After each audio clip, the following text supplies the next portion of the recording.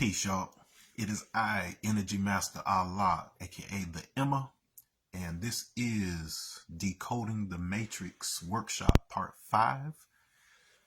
I mean, there is 5 of them, so if you haven't seen the other 4, I would not be surprised if you are completely lost with much of what I'm going to be discussing today.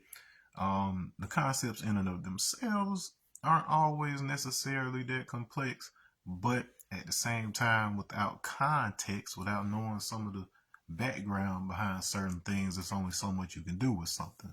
And so this is a kind of long one, because there's a lot to cover even before I get to the board. But and so I'm gonna jump into it. If you haven't already, make sure you watch the other videos. Make sure you check out the AI deep dives, because the AI deep dives kind of gives a, I guess you could say, objective kind of,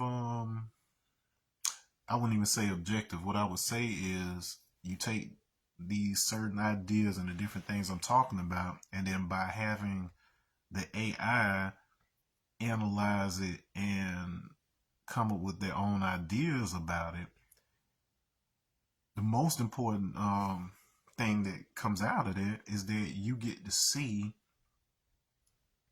basically what type of thought process this machine is developing on its own, but more importantly, what it's developing based on what it inherited from the people who programmed it. And so I've demonstrated a number of times and in a number of ways that the biases that permeate society can create an underlying motivation for the actions of people who have good intentions, don't think they're doing anything wrong, but because those things are so embedded on a spiritual level, they find their way into the things that we create. So who we are and how we've developed ourselves spiritually always finds its way into the things we create, because you can look at this physical experience as a measurement tool for our spiritual experience. And that's to say there are different ways to measure your spiritual experience, but this physical version is a very specific and distinct way. There are various other ways, but this is one way that we're able to perceive our complete spiritual self, multidimensional self.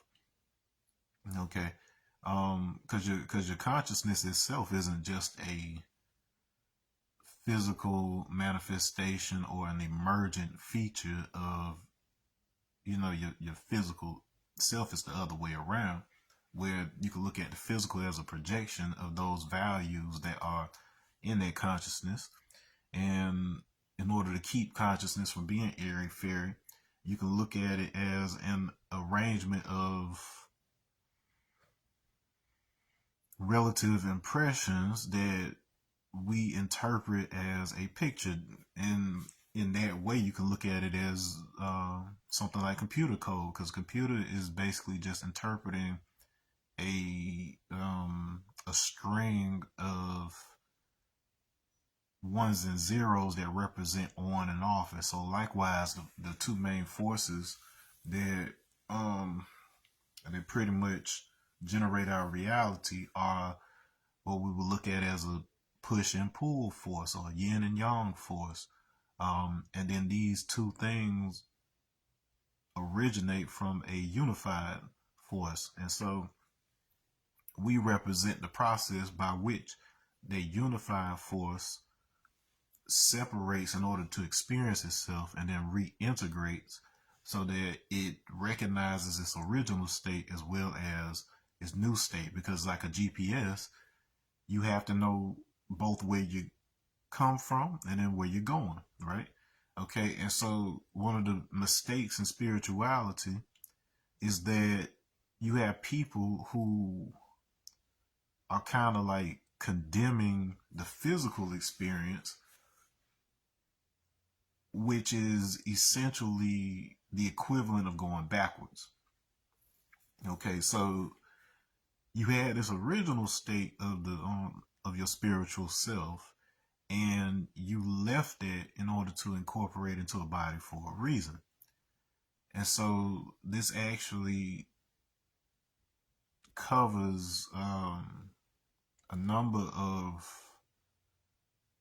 ideology and methodologies from around the world, because they're all in some way, shape, or form rooted in this process I'm talking about now. So regardless of whether you're Christian, Muslim, Jewish, Native, whatever you subscribe to, there's a common conversation that connects all of those things. And it's up to you as a member of your particular culture or your particular faith or whatever to look within the wisdom of those traditions and then see how they all point to this common thread. And so this idea of incorporating the spirit into the body, from a Christian context, since that's relatively common and it's kind of easy to take the Christian context of something and then be able to see where it connects in like the other Abrahamic religions and so on and so forth,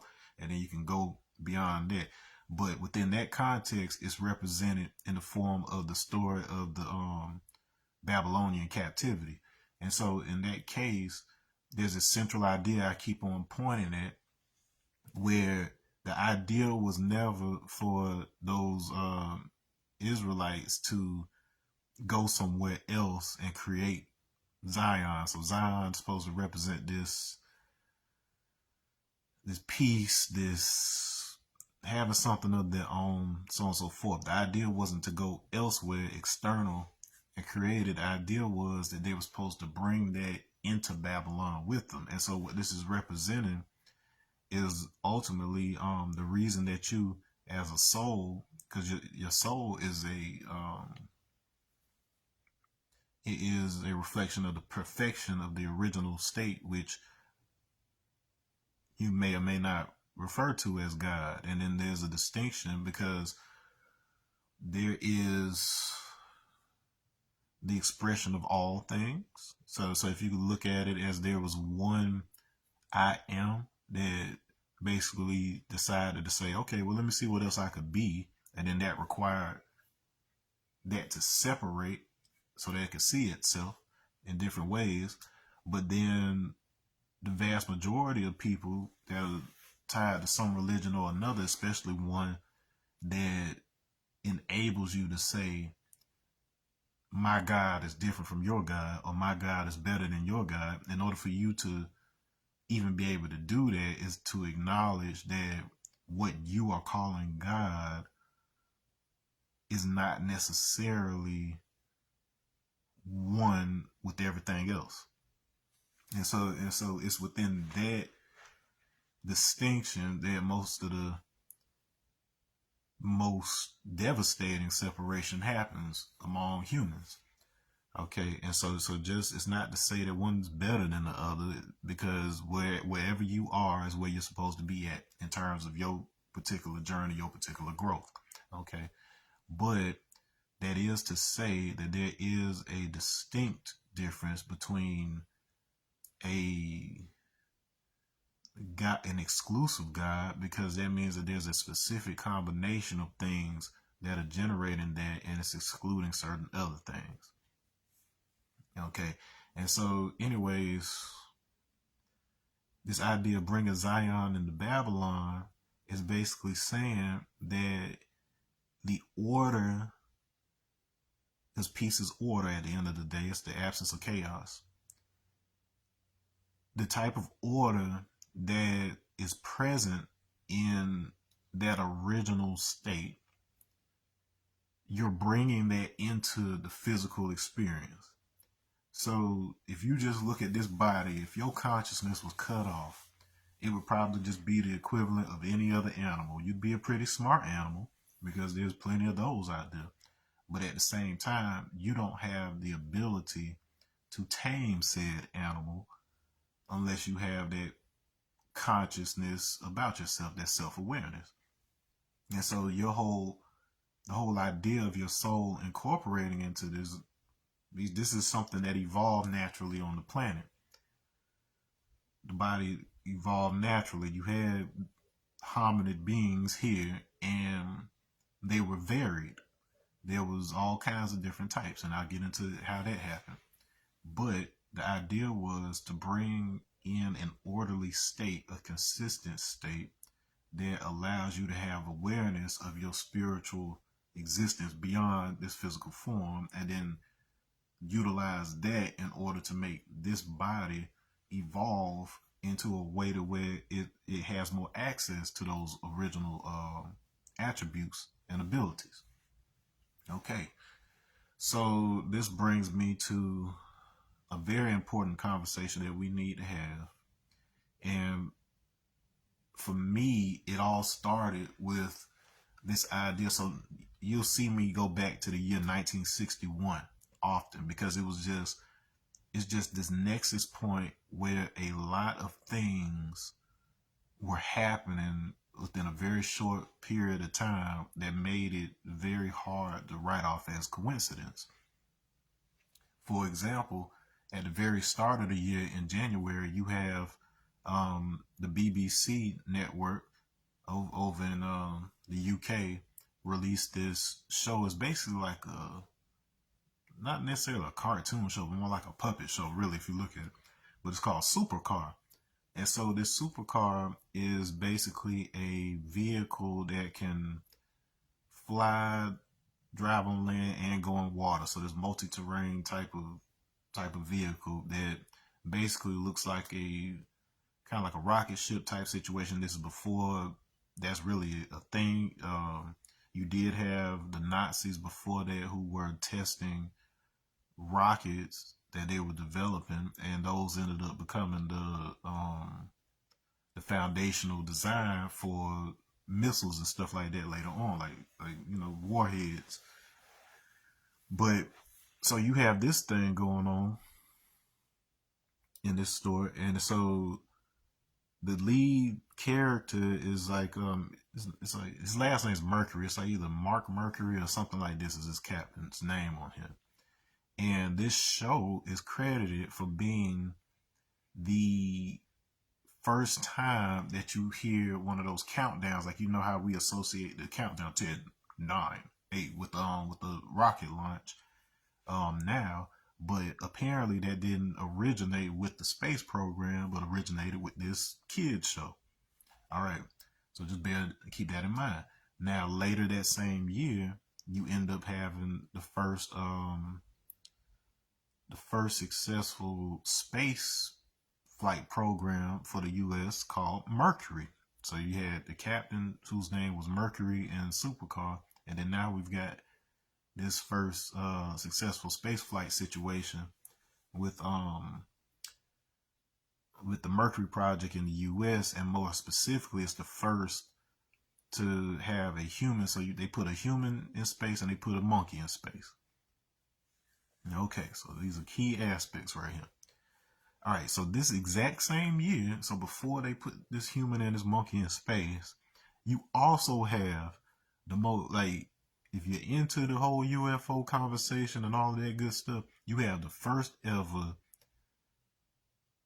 reported case of a human abduction in a UFO phenomenon type situation. You'd have people who had quote unquote seen flying saucers or whatever else before that. You had the Roswell incident and whatever else, the Nazi ships or whatever else. All that is, I'm not going to call it speculative, but case in point, 1961 was the first time you had this really widely publicized case of a human abduction, and it's considered among the stories probably one of the most credible.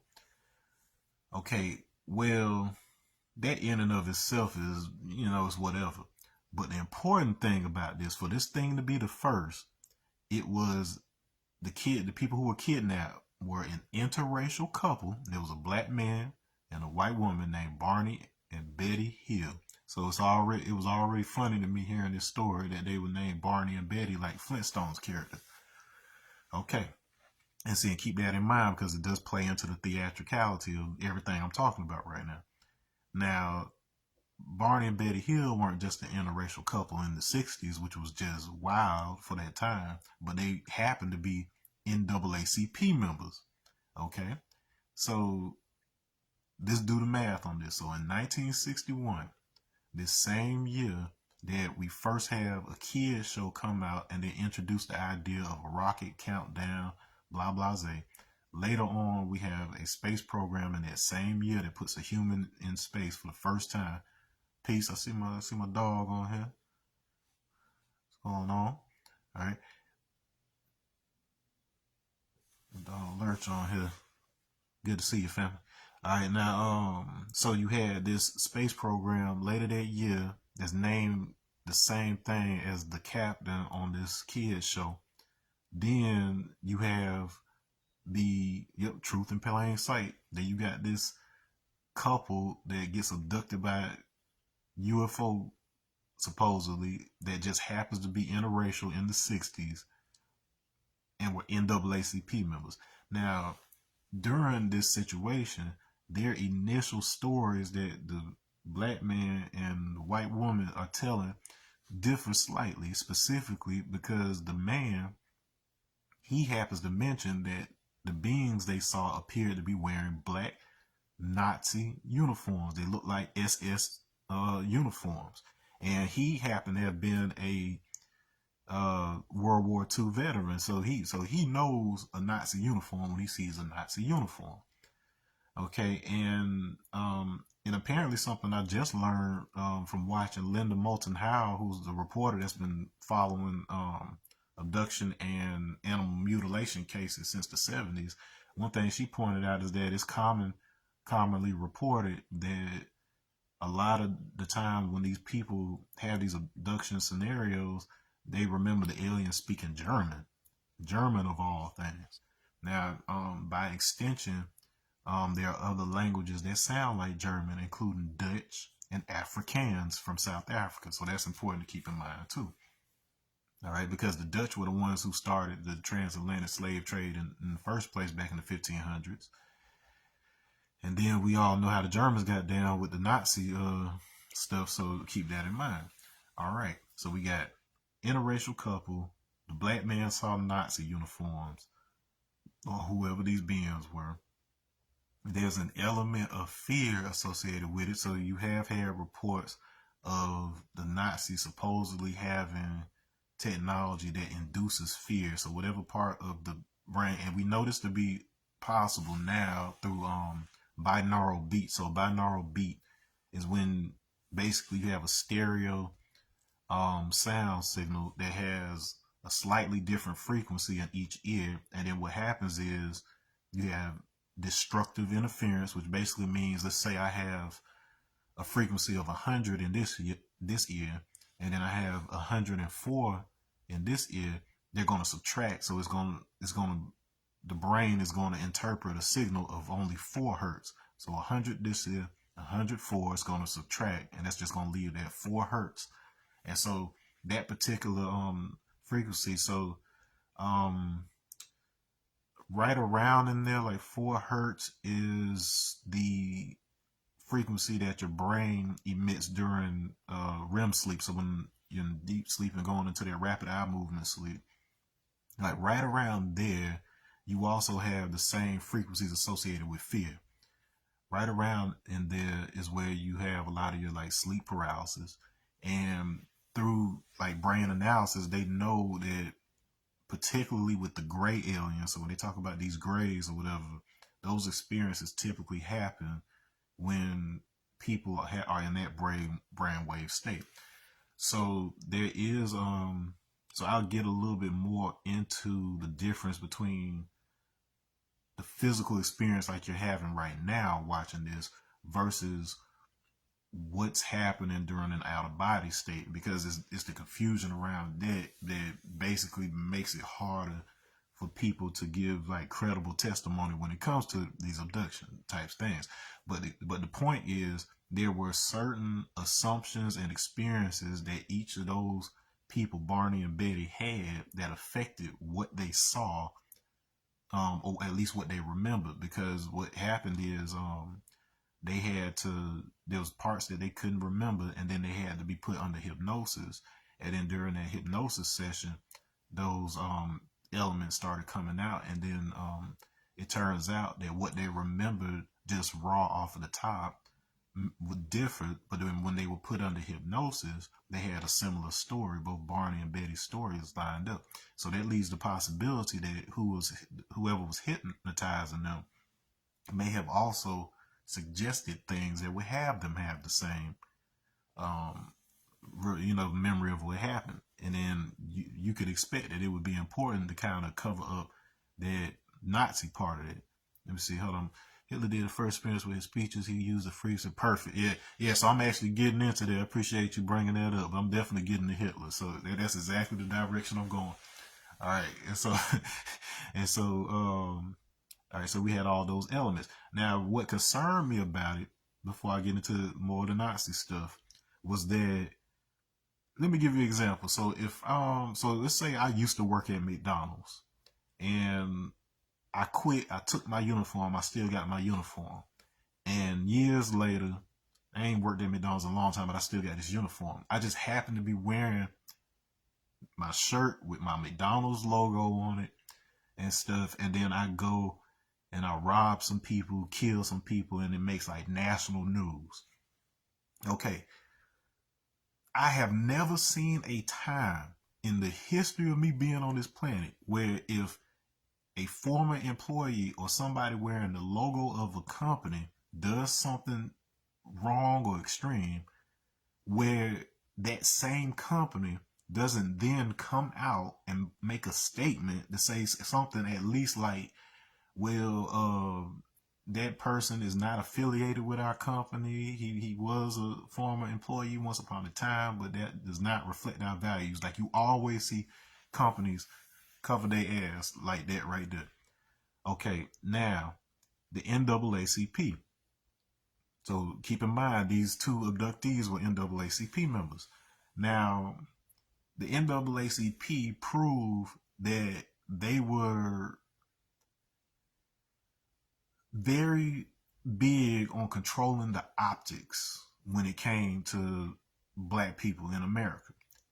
The reason we know this is because when the bus boycott stuff happened with Rosa Parks and whoever else in the 50s, it was originally triggered by a dark-skinned teenage pregnant girl, Claudette Colvin, who, for obvious reasons, she pregnant and tired, didn't want to get up and go to the back of the bus.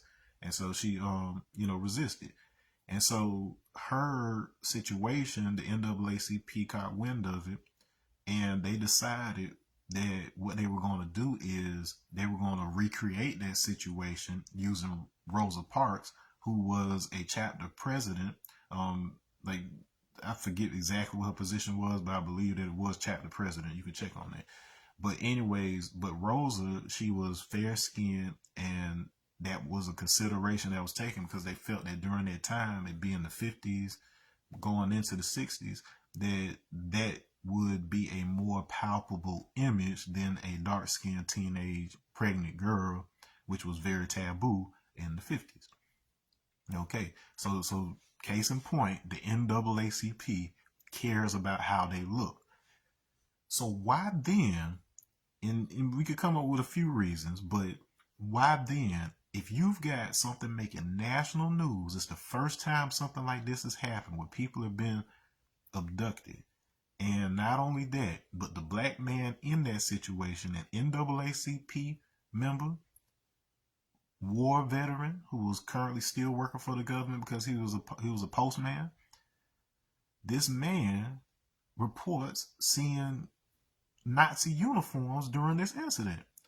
And the NAACP, from everything I've been able to find, has never made a statement about it, never investigated anything about it. Everything about it was wild to me. Now, you can give reasons, like you could say, like, okay, early 1960s, they're trying to get the civil rights moving in a certain kind of way, and then maybe they didn't want to get caught up in the whole UFO, whatever, blah, blah, blah, the sensationalism of it or whatever.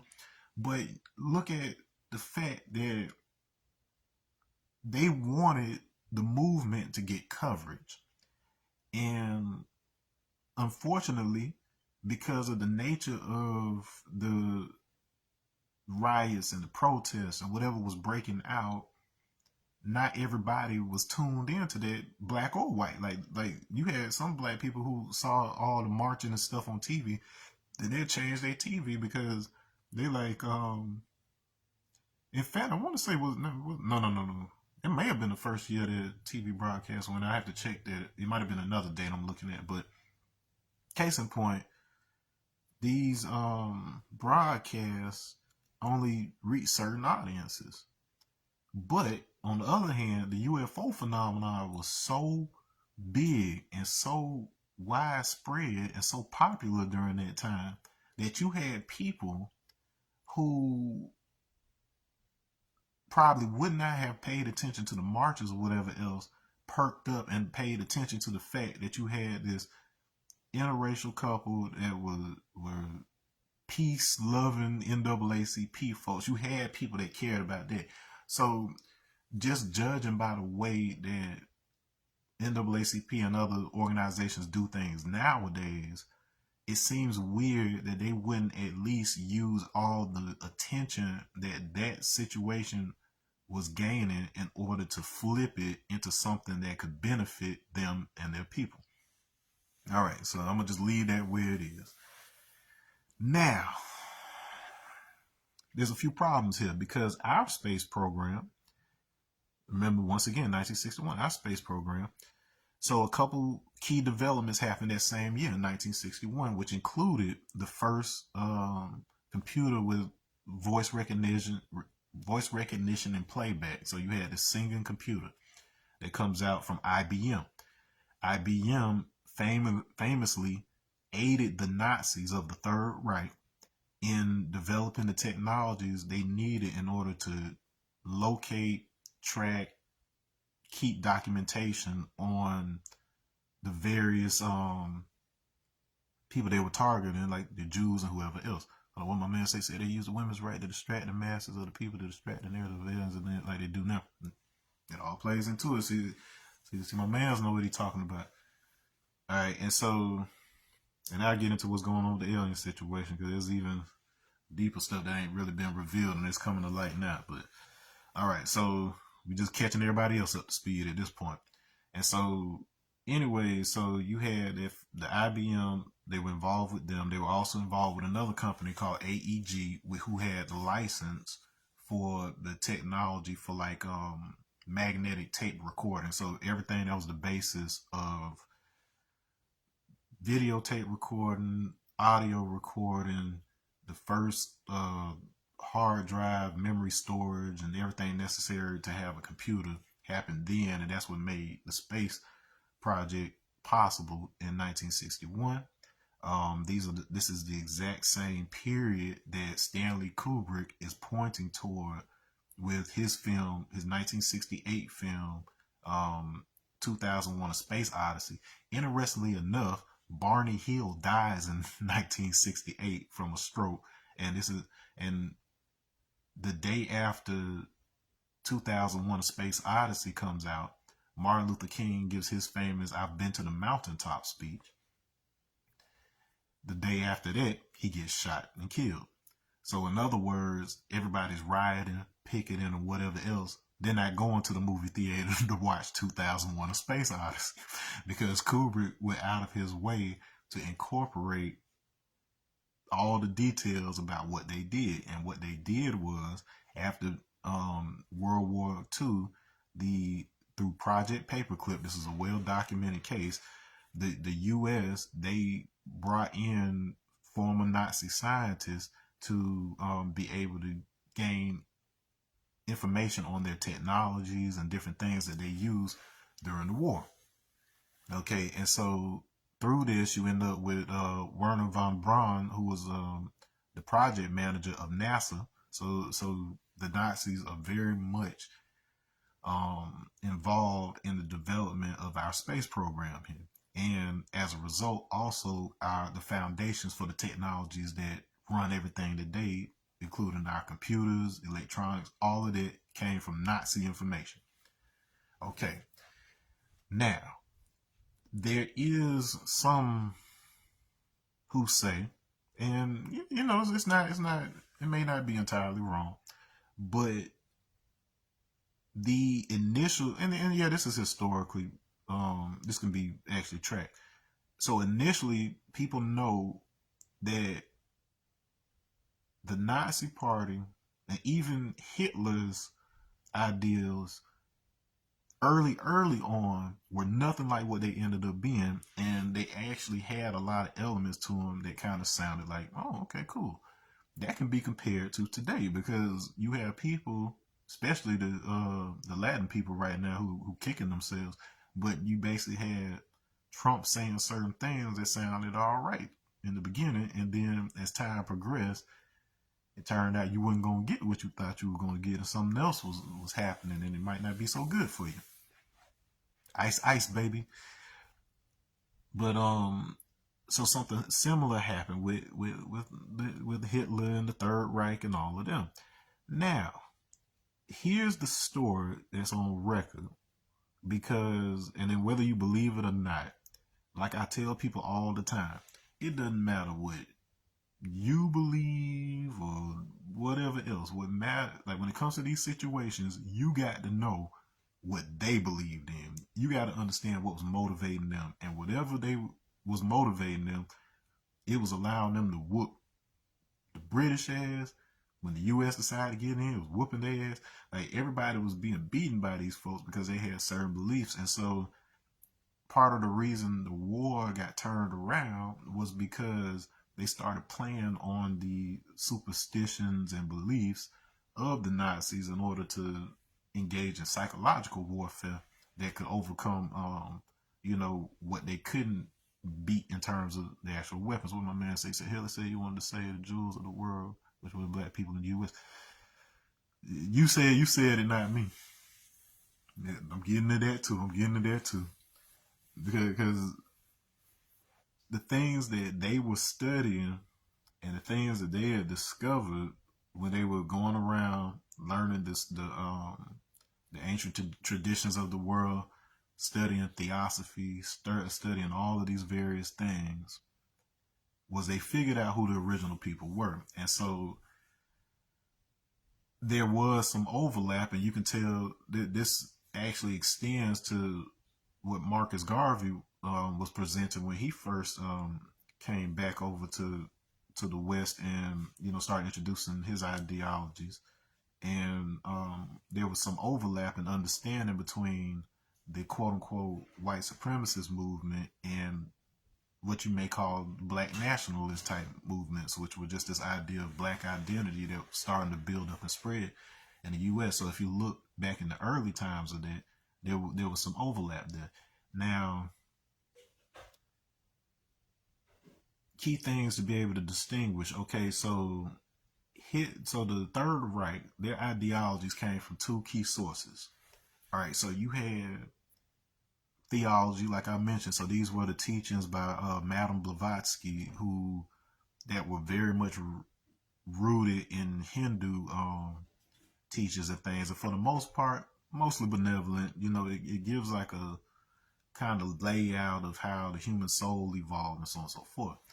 The problem was those would-be Nazis, particularly of the Thule Society, they were also interested in the works of Arthur de Gobineau.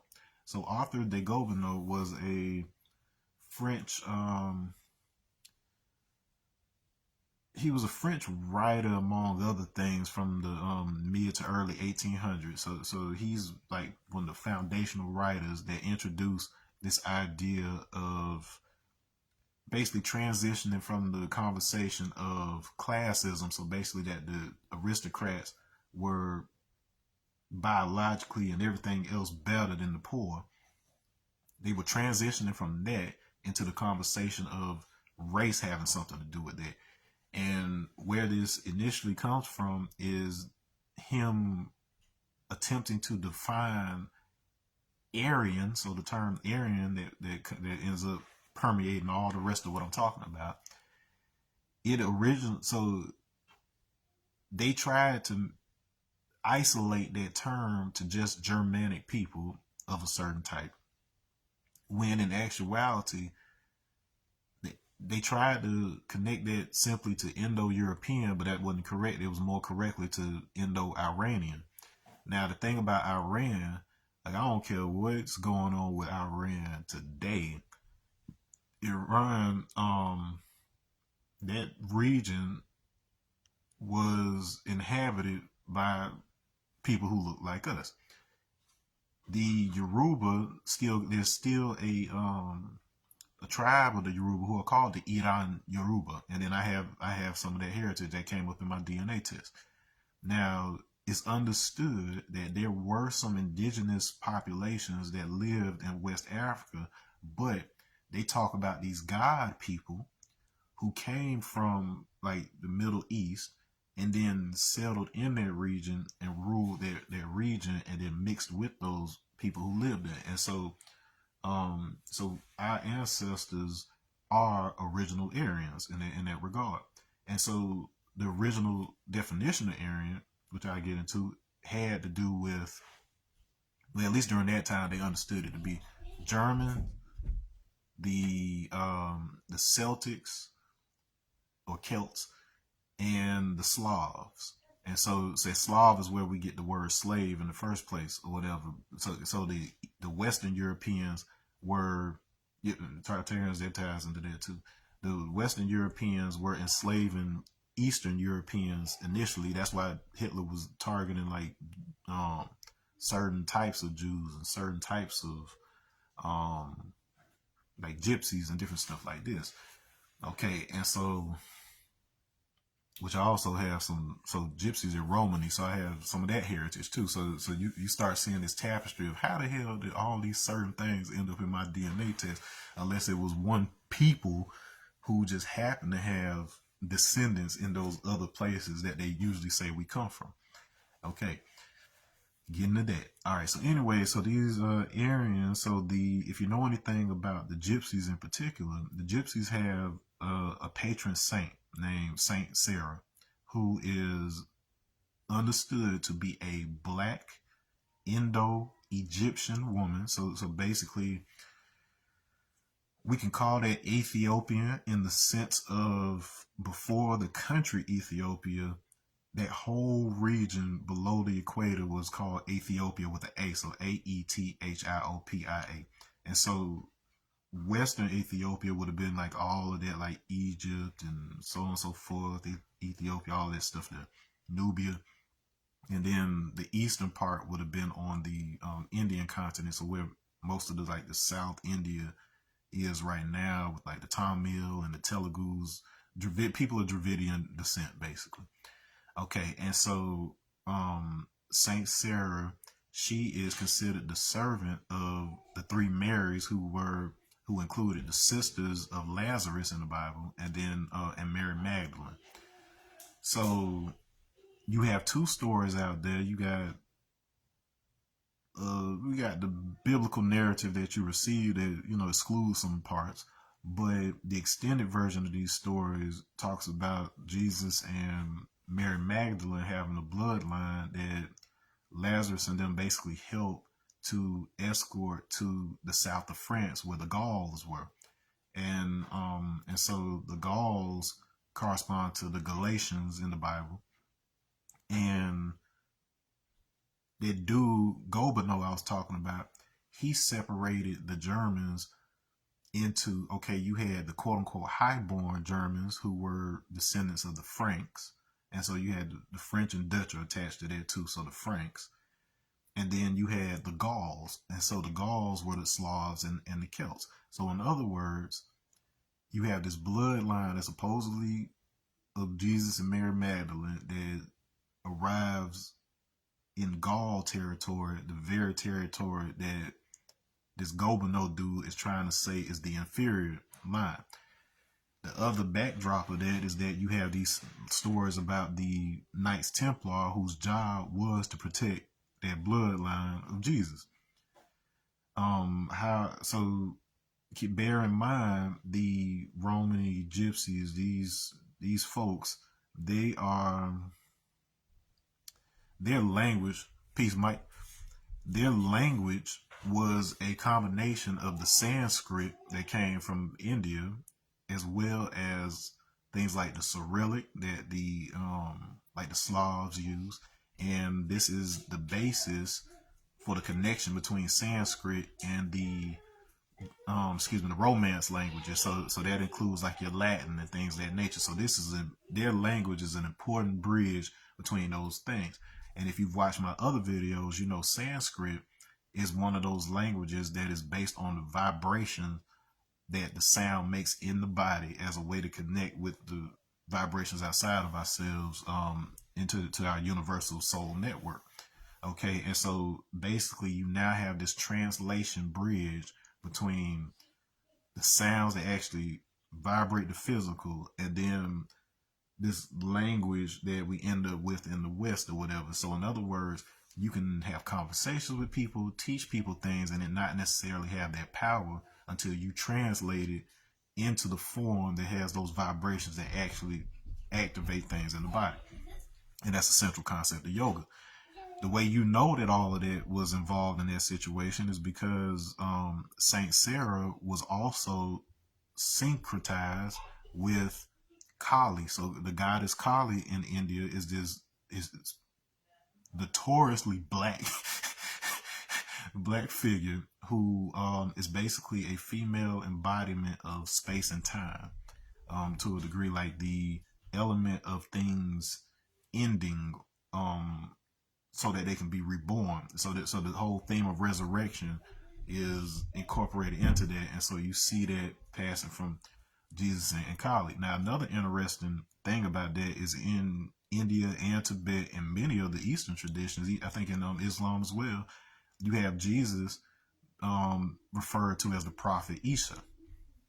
Now, something I just learned recently was that Isha also happens to be an epithet of the supreme deity Shiva in India or whatever. So you basically get the narrative that you end up with in the West as a means of control, which was ultimately created by the Roman Empire in order to make the Jews and whoever else more docile by having this turn the other cheek type of guy.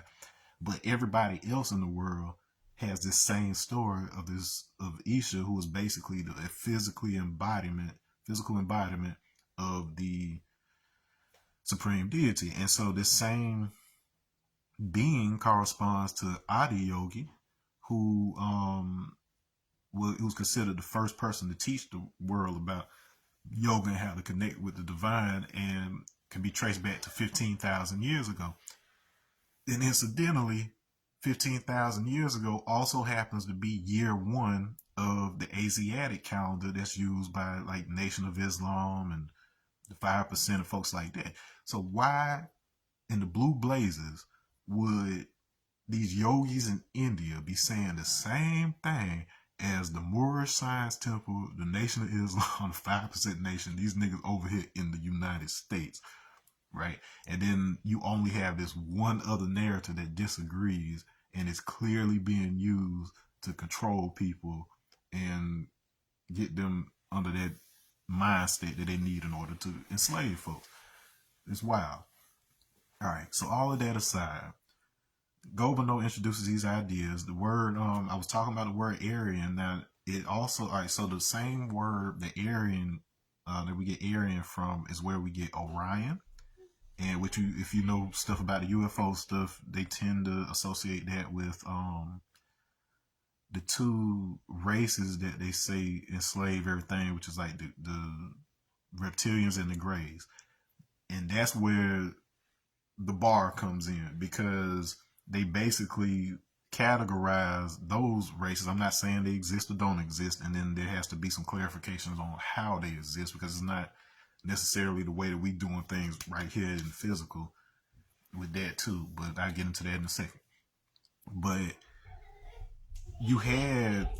they basically generalized them the same way they generalize us. where there's several, like, so a reptilian isn't just one race. Like, there's so many different branches of that. Just like how we had, like, just on this planet alone, we had various forms of human, which included like your Cro-Magnon, had your Neanderthal, Denisovan, Homo erectus, Homo say, like, all, it was so many different types of humans that walked this earth. It's ridiculous. All right, but likewise, you got the same thing happening with what we call grays and what you call reptilians.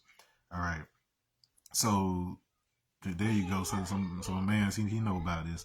All right, so with Orion, so if you look at Star Wars, so a lot of what was going on with the Empire versus the Rebellion, the Jedi, all of that good stuff, it very much resembles what the common agreement in the esoteric field is around these events that happen very likely before we even physically incarnated. But that's something for another conversation. But anyways, in Orion, the reason that they were so interested in it in the first place was because the center star of Orion's belt is basically considered a portal to source. So the original state of things is accessible through that point. So they're basically all fighting over control of this region. Eventually, the forces of light, which we'll call Orion's light, they basically managed to integrate, which means that the conflicting forces managed to overcome that polarity and then basically become a new expression that is more indicative of the original source, but now in the physical form. And so that's very much tied to where we come from. Not saying that we flew here in a spaceship from it, but that was an important thing that had to happen on the level of soul evolution before we were able to actually incorporate into bodies.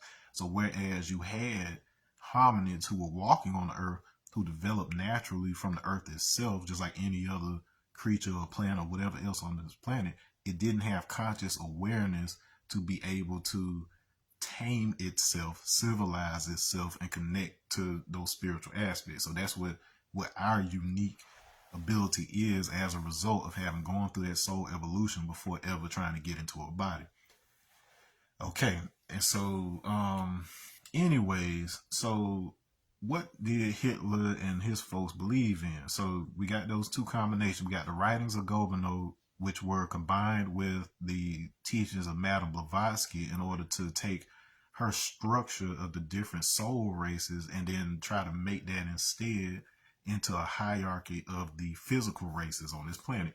So naturally, that gave him the ability to make the conversation that, oh, if you are this color, you're inferior. If you're this color, you're better. So all of that, like, there were ideas like this that were already kind of going in different shapes and forms before that. But then as for what I'm talking about right here and the events of the 20th century, you got to look at that Gobineau situation and his motivations.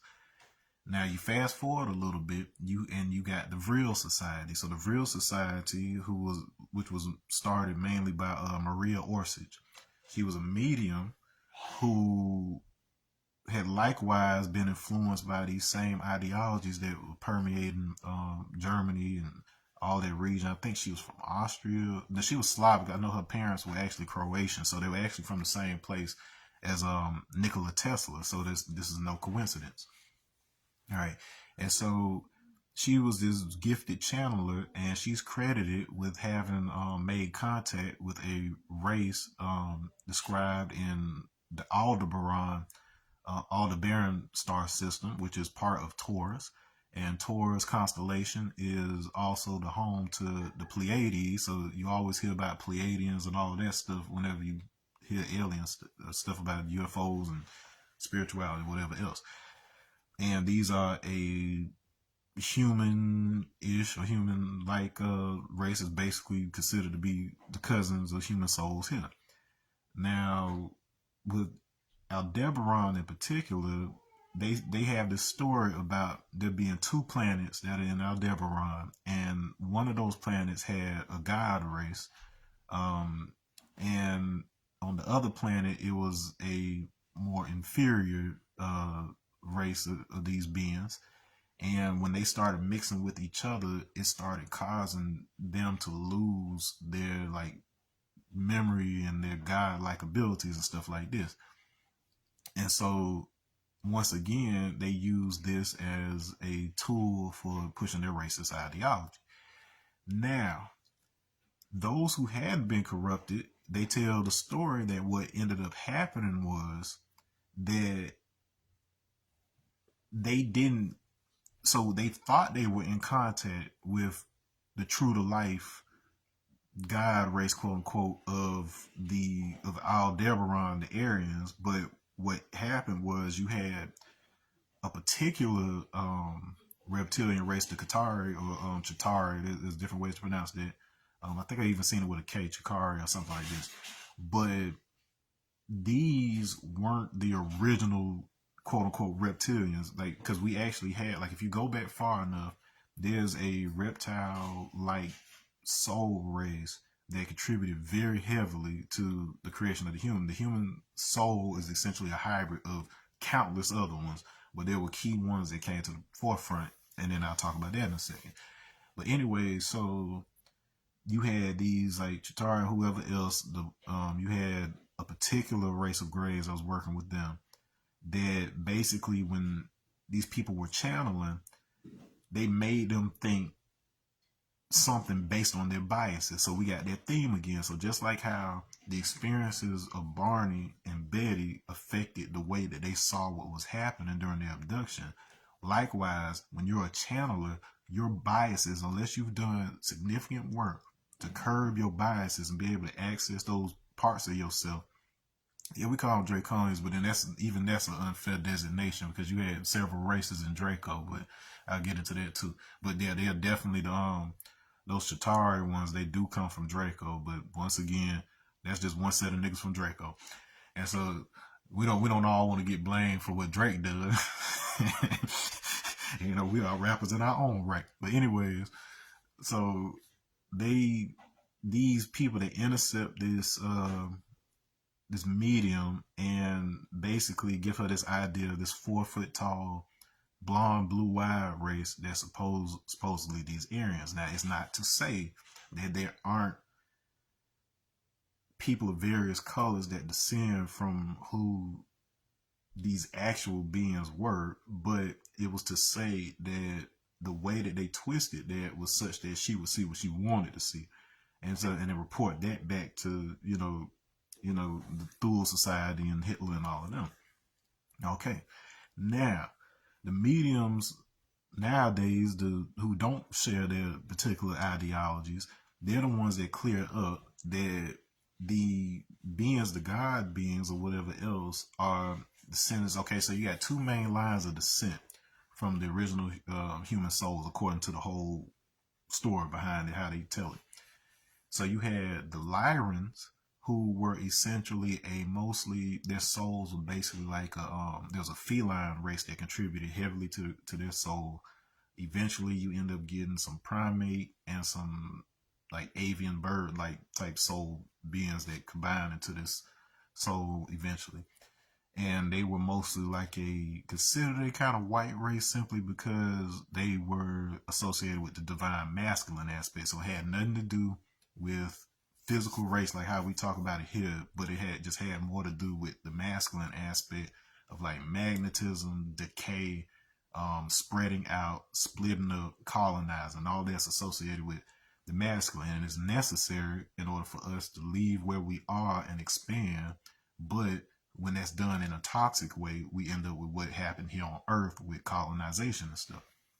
Okay, but anyways, then within that, you had one group who were called the Tall, so Taal. You may hear them pronounce like tail or till or something like that, but that's incorrect. It's taller. And they were the one group out of that was like pretty diverse as it related to various shades and colors. And so it was the Tall that that concentrated themselves in Vega, which is the brightest star of the Lyra constellation. And the planets that surround that, it's a blue star.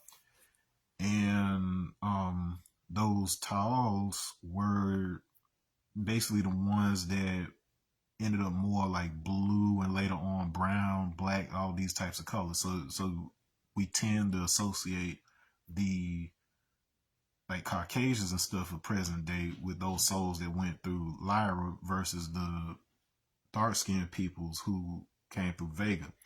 Vega, if the light had to do with the divine masculine, naturally the dark had to do with divine feminine. And so the divine feminine is the original force, the womb from which this new reality was being made. So you had previous universes, which included like Andromeda galaxy and all of this, but then the Milky Way galaxy was born from that. And then you had those people of Vega represent that divine feminine aspect in the physical form. So the first physical forms that could be called human, that were less cat-like and everything, started happening in Vega. All right, so all of our souls descend from that. So the Tall, they spread like after the wars. You did have like the Tatari from Draco and so on and so forth come, and you had Lyrans who made very bad deals with them, just like what ended up happening on Earth. And because of them trying to get money and trying to get power and whatever else, these folks, like, because they don't do anything without permission. They don't just show up and just start wrecking shop. They go in, make deals, very bad deals, and then start messing stuff up. All right, and so the Vegas, we over here rolling our eyes like, oh, I can't believe it did this. But then we had our technology and different things kind of developed to a degree to where we made out all right for the most part. But then we still ended up like leaving out. We had colonized a couple different systems and whatever else, including Sirius and later Orion. So when we arrived in those of us who arrived or incarnated in Sirius, you had a group called the Adari. And so the Adari are considered the ones that went to Aldebaran, and this is a blue black line of species. And so this is where we end up with the gods like the Vishnu avatars like Krishna and Rama, even Shiva himself, that are all always depicted as black and or blue or whatever. And this is why.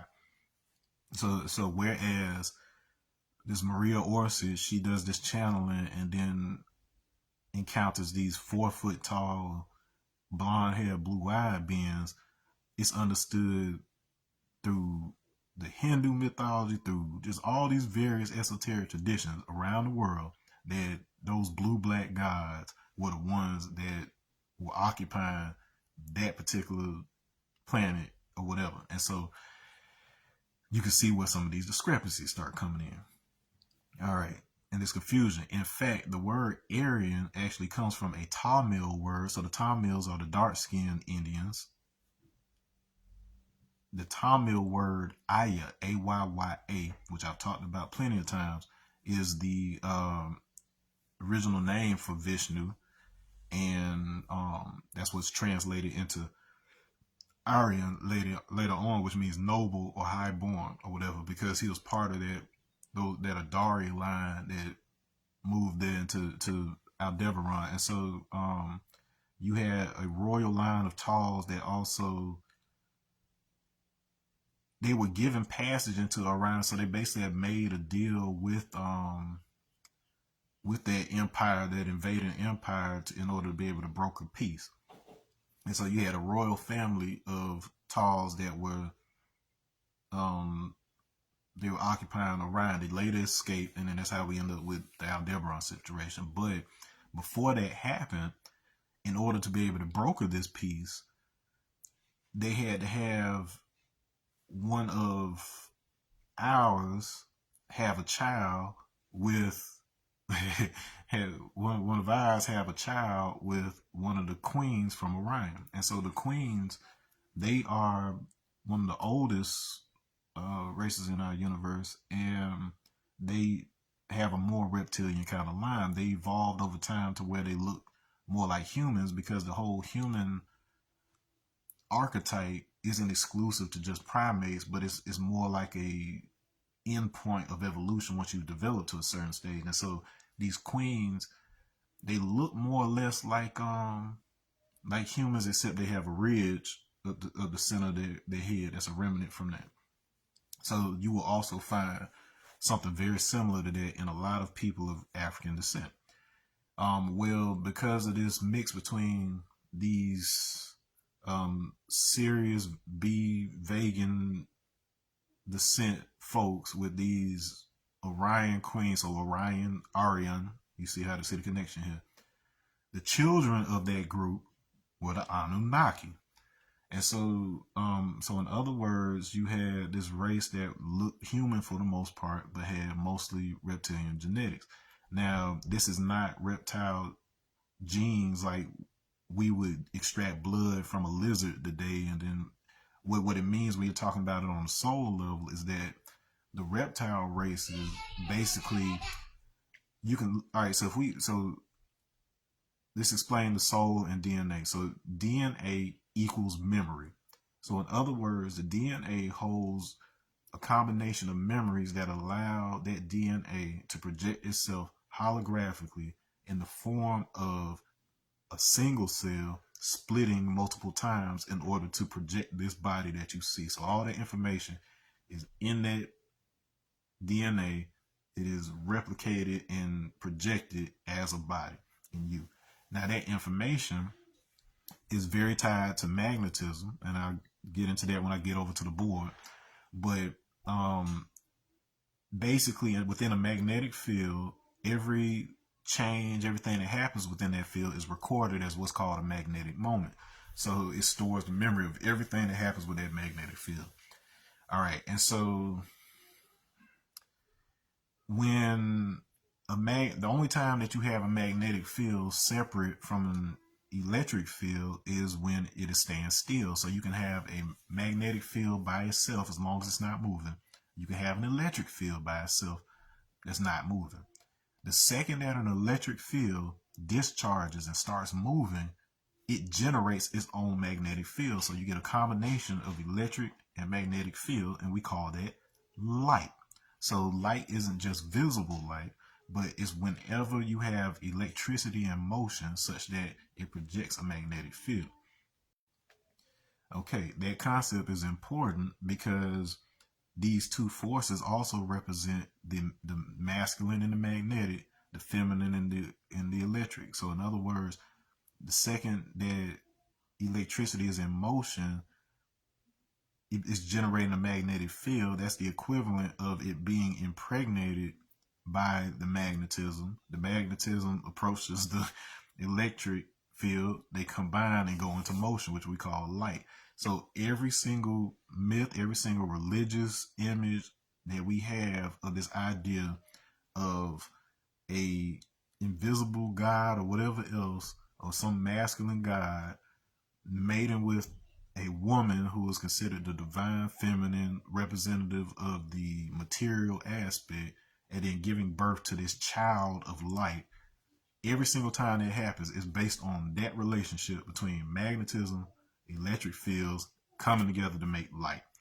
So in other words, that means that concept has been repeated with several figures, not just the Jesus story, not just Krishna, but it's the story of the universe itself, and it just happens to get embodied as people here on earth in these various stories.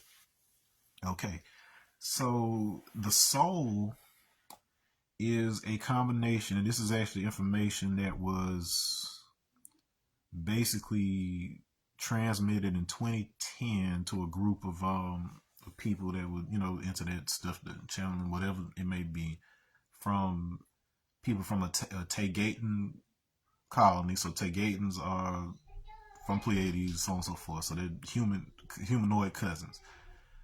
So the way they explain the soul is that you don't have just one race. You have every single race in manifested in your soul.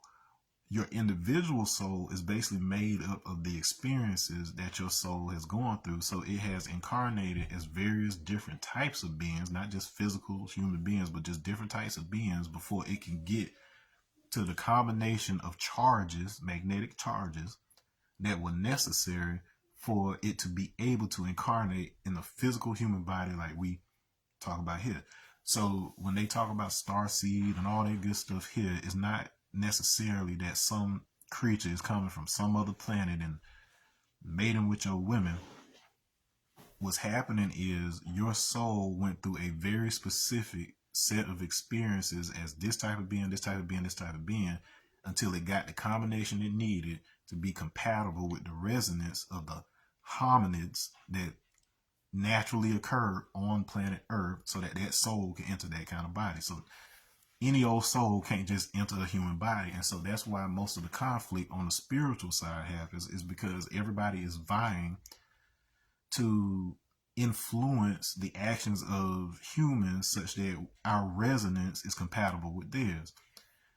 Because the soul, depending on what its experiences are, that's what determines the arrangement of the charges in the DNA structure. And so the people come from that. That means in order for us to all each be Homo sapien, regardless of whether you black, white, whatever else, there's a base level of experiences that those souls had to go through, a select set of beings those souls had to manifest as before it can even become the first humans.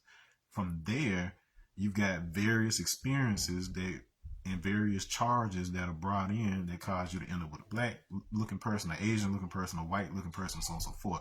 So this is the baseline right here. So we had to get to be human first, and then we could decide physical races after that point. Okay, so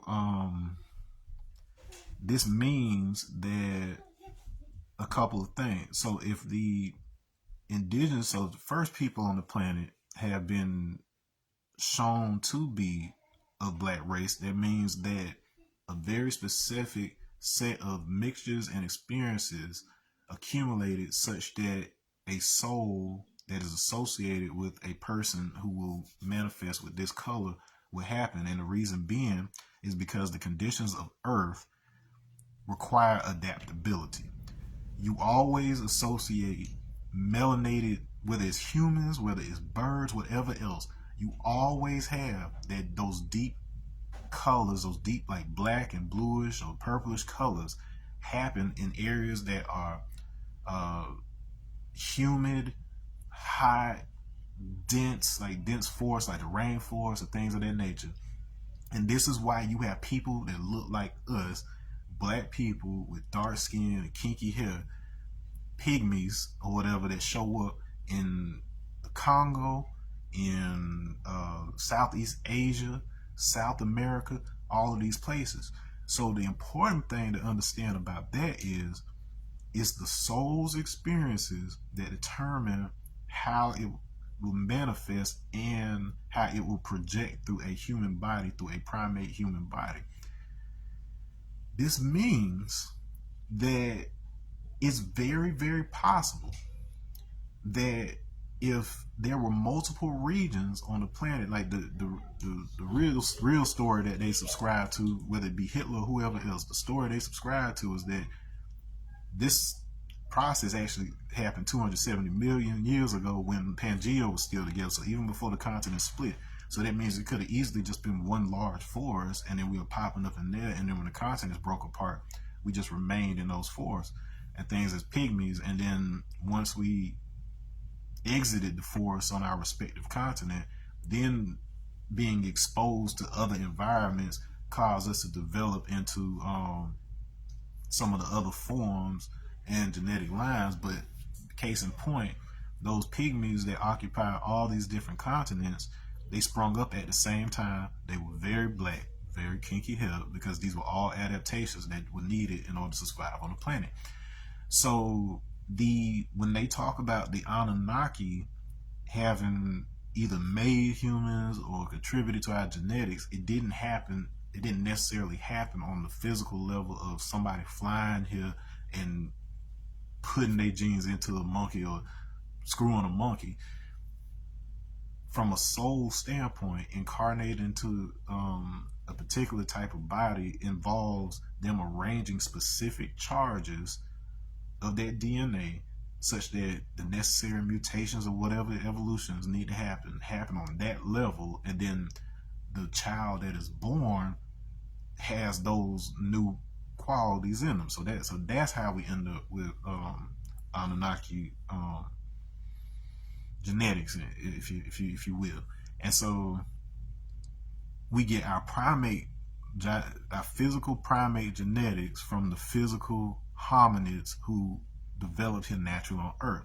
However, our ability to survive and the way that our quote unquote reptilian brain works, our survival functions, our adaptability functions, even the ability for our skin to change color. So like if I stay indoors long enough, like during the winter, I'm a lot lighter than I am if I stay outside all day in the summer.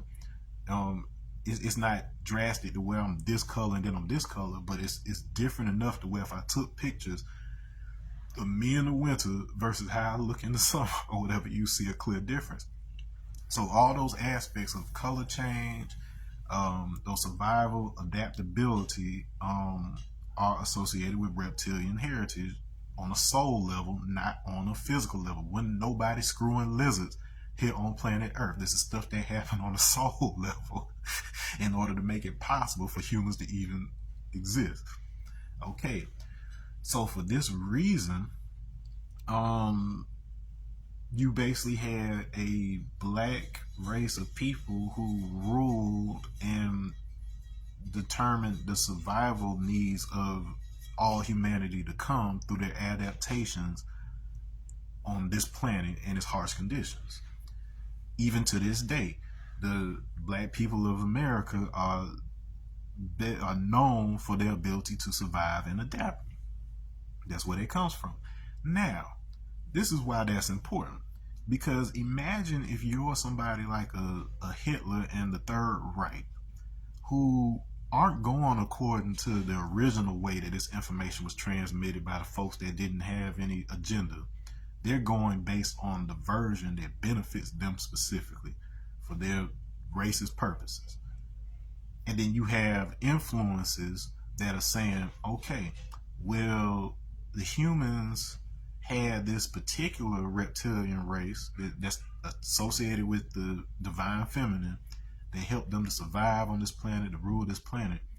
If these racist folks don't know the difference between one reptilian race from another one, we can slip in there and trick them into taking the actions and having the behaviors that cause their resonance, make them eat the type of things that would make their body more adapted to something that would allow my particular soul race to start incarnating on planet Earth. So when we talk about some of these bloodlines, like they say like the Royal Crown in England and whoever else, when they're talking about their reptilians, it has nothing to do.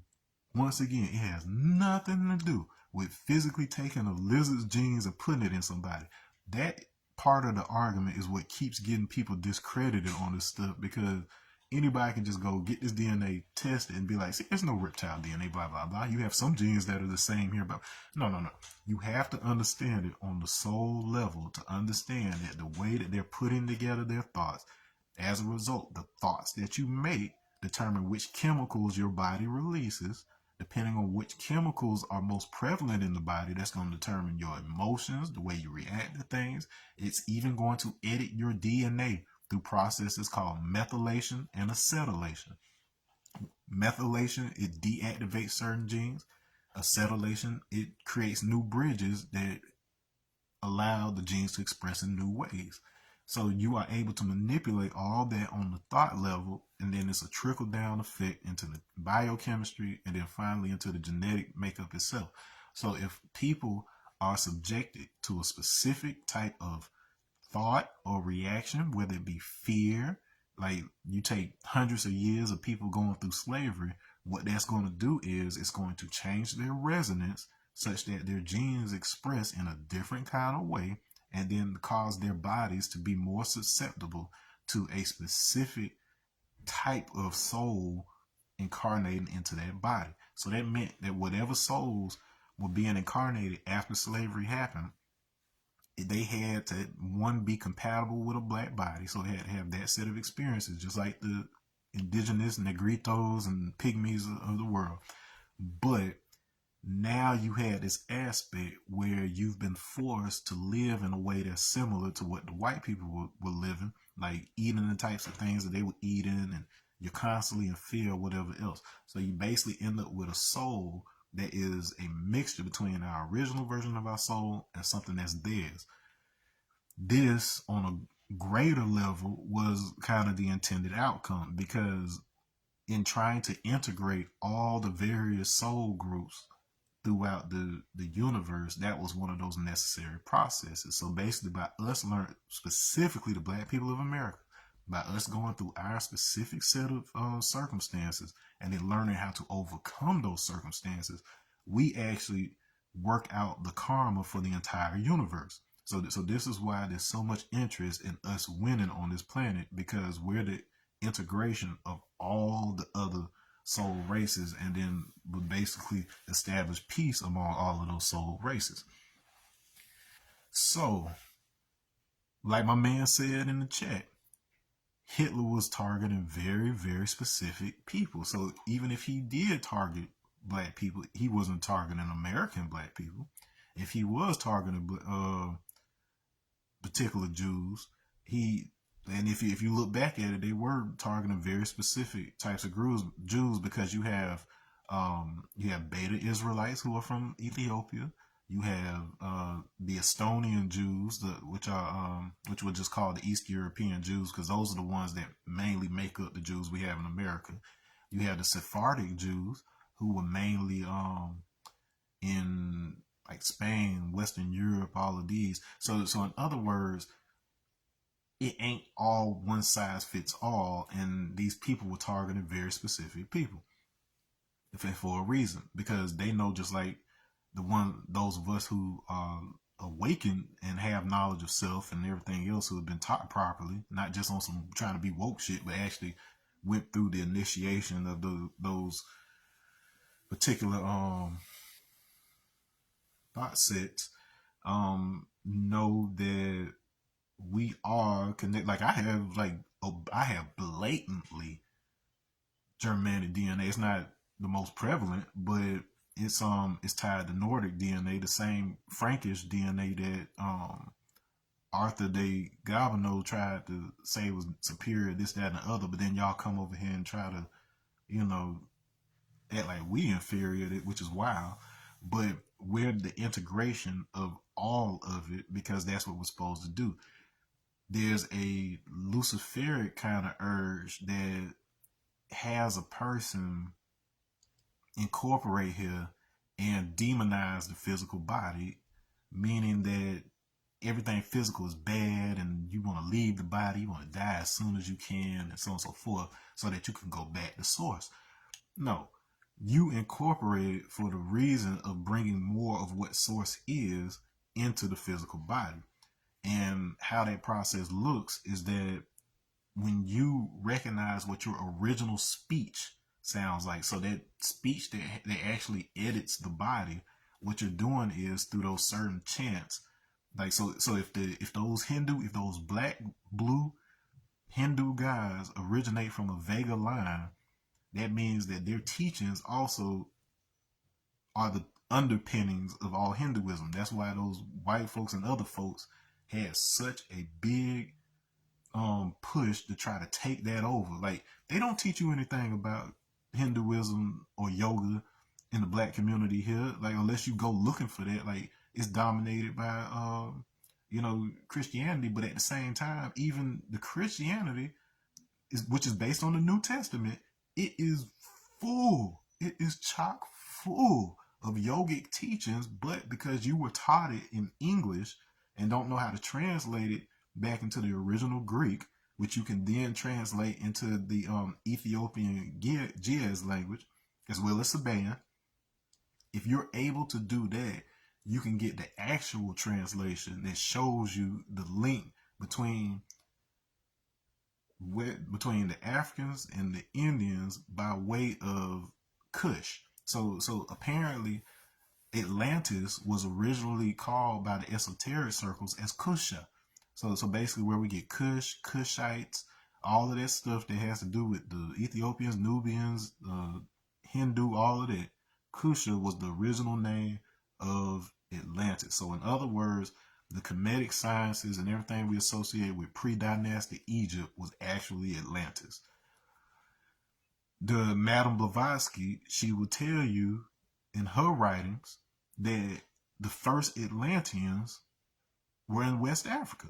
Like there's no debate about that in Theosophy. They understand that the first line, the Ramoahal, were originated in West Africa, and then you had some of them who went up north and became the Nordics, and then those Nordics, their generation later down the line, were considered the original Semites.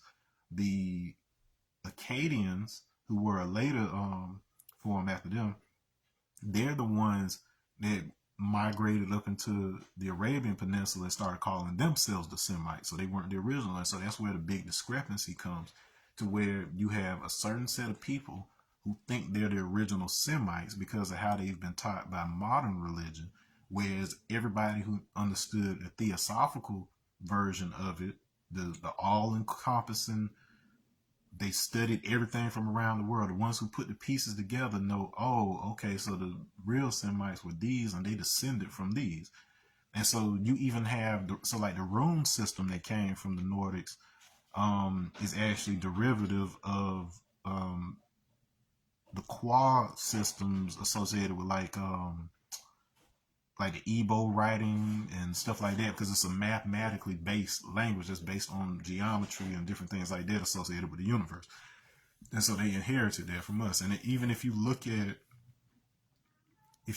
both the Norse mythology as well as the Greek mythology, you'll see that it shares a lot of things in common with the Yoruba mythology, so the West African mythology. So they're all part of this same teaching tradition. The problem is when you isolate a culture from the people who taught them, they think that there's something separate, or they're saying something separate, or whatever else. But that's where it happened. It happened with the Etruscans. The Etruscans were attached to the Sabaeans, and Sabaeans is where we get the term Sheba. So you hear the stories about Queen of Sheba, who was a very black woman in the stories. And so the Sabaeans, when they were up and basically became the Etruscans, the Romans, when they kind of took over their thing and absorbed them and basically raped all their women and stuff like this, that's basically what's happening with the story of Solomon and Sheba. And the Romans basically took a lot of their their teachings and things of that nature, and then they turned them into their own set of myths. So you had the Roman myths that were very similar to the Greek myths, but then they changed key things to have more alignment with the understanding of like the planets and various things like this.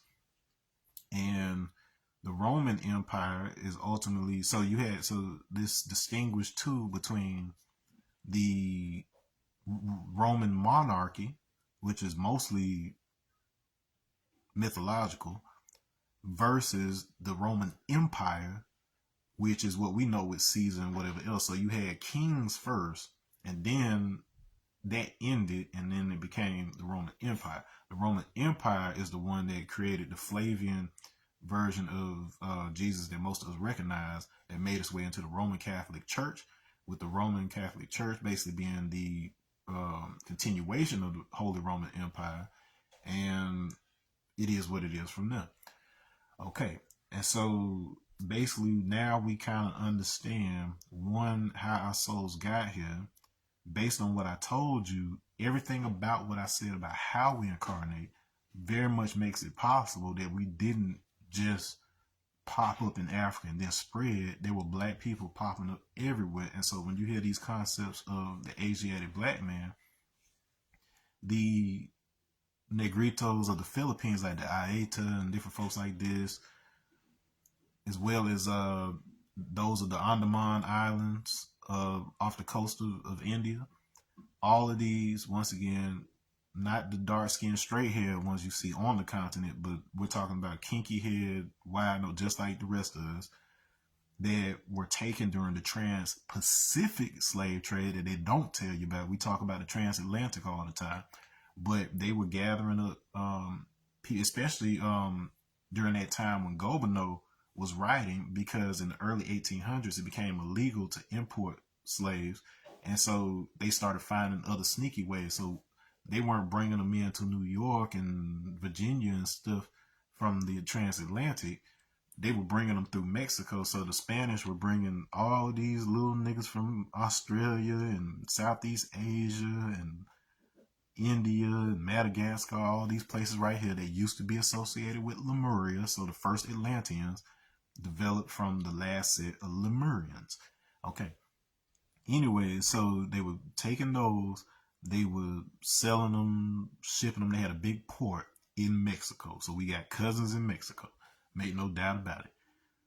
Some of these cousins, they made their way into the Caribbean, and once again got mixed and blended with Indian and everybody else. You had ones that, remember, Mexico wasn't just where it is now. All of California, all of that territory over there used to belong to the Spanish. So that means we were already up here when Louisiana Purchase and all these other changes happened to give us the current United States. There was a lot more Mexico than it is now, and where you think we went, we stayed where the hell we was at and mixed and blended with everybody else there. So this is why you have these ideas of an Asiatic black man when you're talking about the black man of America, because what we have West African descent and things of that nature. We have several different types of descent, but that's not going to show up on your DNA test, because if they say that your blood came from like India or whatever else, they're not accounting they're not talking about the little negritos on that little island. If they're talking about you got Asian DNA, they're not talking about those little pygmies down in the Philippines or whatever else. They're basically showing everybody who has those particular traits in their genes as appearing in the areas where those are more concentrated today, which include West Africa and even part of Europe. So you don't necessarily even have to have had a slave master rape one of your grandmas or whatever the hell else in order for you to have Dutch or Nordic ancestry, because the original Nordics, even if they did get lighter over time, were related to West Africans. This isn't French science. This is looking at the existing shortcomings of the accepted sciences in the lens of what was believed by those people who were causing the most trouble in the world and how they ended up that way. So we talked about how the Nazis were consulted and brought into the U.S. and contributed to that early technology, specifically that technology associated with the magnetic tape. And I just told you how important magnetism is as it relates to your soul, your DNA, and more importantly, your blood, because your blood is a ferric oxide compound. Your hemoglobin is ferric oxide, iron and oxygen. The stuff that they put on that electric tape in order to be able to preserve memory and record things is also a ferric oxide compound. So it's the equivalent. So when you had those witches and whoever else in rituals over in Africa spreading a thin layer of blood, it wasn't just some superstitious stuff. In fact, the word blessing, so bless, comes from a word that means to smear blood. So the concepts of blessing and anointing are associated with their ancient understanding of the magnetic properties of the iron and oxygen in the blood, such that it can interact with the surrounding magnetic fields, particularly those of the sun, such that you can get a recording of the sun's knowledge incorporated into the body. So see, that's why they target plasma centers in poor communities. You're damn right, because they know it. And so if you break it down, a lot of these traditions, as well as the math that goes into some of that stuff, it all points towards its idea having to do with triglycerides. So triglycerides is specifically the type of fat that is in the blood, and it is basically responsible for spreading vitamin D throughout the body. So that's the link to the sunlight. So the sun hits these organs right in here, and it helps you to produce vitamin D. You also get vitamin D from some of your foods. that vitamin D is then absorbed by the small intestine and requires fat in order to be able to dissolve those vitamin D, those D vitamins, so that they can be in the bloodstream and do what they got to do. So this is our solar machine, if you will. So that means that our skin is designed to only let in but so much solar radiation, because we already have a lot of that information in our blood. Accordingly, people of lighter skin let more of those external fields in because they do not have that memory embedded in their DNA. If you have this birthmark, this black skin, that means that your DNA memory goes all the way back to those first people who achieved the resonance necessary in order for us to be able to survive as a human species and exist as a human species physically on this planet. So there's no discrepancy, no debating about that. Now, remember that the Nazis had ideals that were corrupted by the fact that you had interference from other external situations. So that means if their technologies, they admit that their technologies were advanced by these channeling sessions they were having with these other beings, that means that their spiritual ideas are embedded and integrated into their technologies. In fact, the people that were put in these concentration camps were primarily being used as slave labor to build these technologies and develop these technologies, meaning that he targeted specific people who may or may not have knowledge of the origins of said knowledge, these understandings that come out of our cultures around the world, black cultures around the world, and combine those in order to produce the machines that they produce. And so the U.S. then goes in, Project Paperclip, gets these folks to help develop their computers and their space program. This is why the movie 2001 Space Odyssey is so important. This idea of this black obelisk that these apes interact with, that in turn causes them to start knowing how to use tools, is used as to lay the foundation, the backdrop for this story about this all-white crew on their way to Jupiter, and the AI malfunctions and kills almost everybody on the ship. And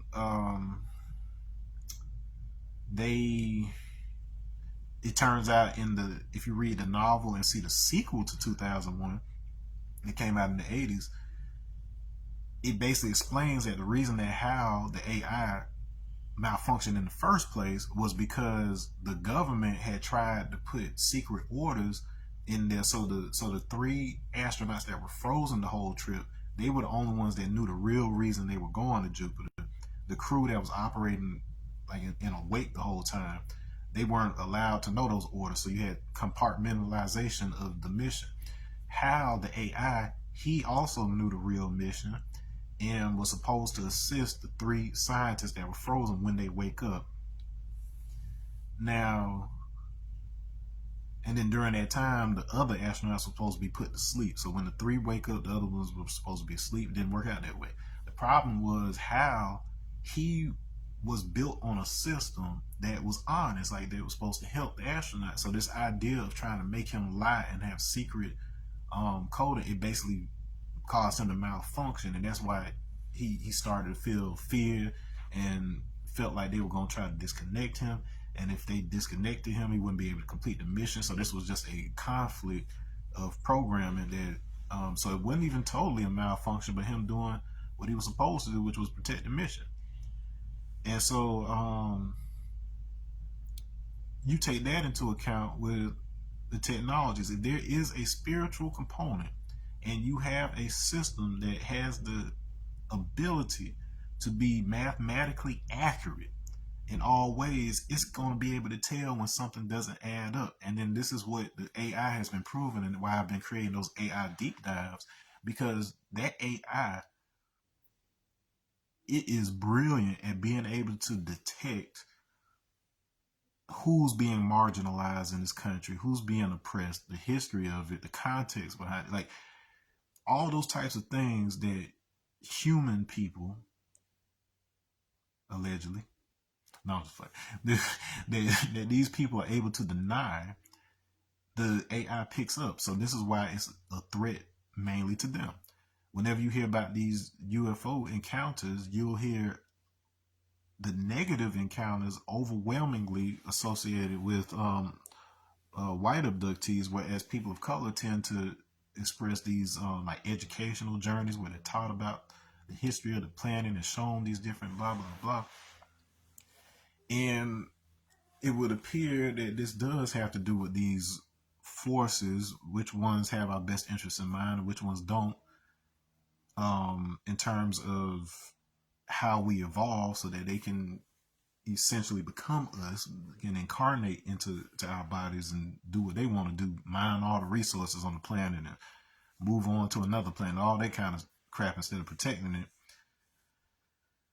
You have that in there. So if you've watched the previous videos I've done regarding the outer body stuff, and yes, the CIA has hundreds and hundreds of pages where they have been studying this and doing it successfully since at least the 70s. But those abductions that are happening in the outer body state, and it's not this airy fairy type of thing. It's actually the soul template that is experiencing these outer body states or these near death experiences. And what that means is it's not a projection of you like an astral projection. That's why it has the word astral projection. Astral projection means that you're taking the you that you are now and just kind of projecting a copy of that out so that you can remotely view things or interact with things on that level. That's not what's happening in outer body. In outer body, it's actually, instead of it a projection of this is a projection of the soul that is active during out of body. So that means even though they're not taking your physical body in a spaceship, the different effects and changes that are made to that soul actually manifest themselves in the physical. So for example, my mother had an incident, her and my grandmother, when she was like a teenager, like around in that age.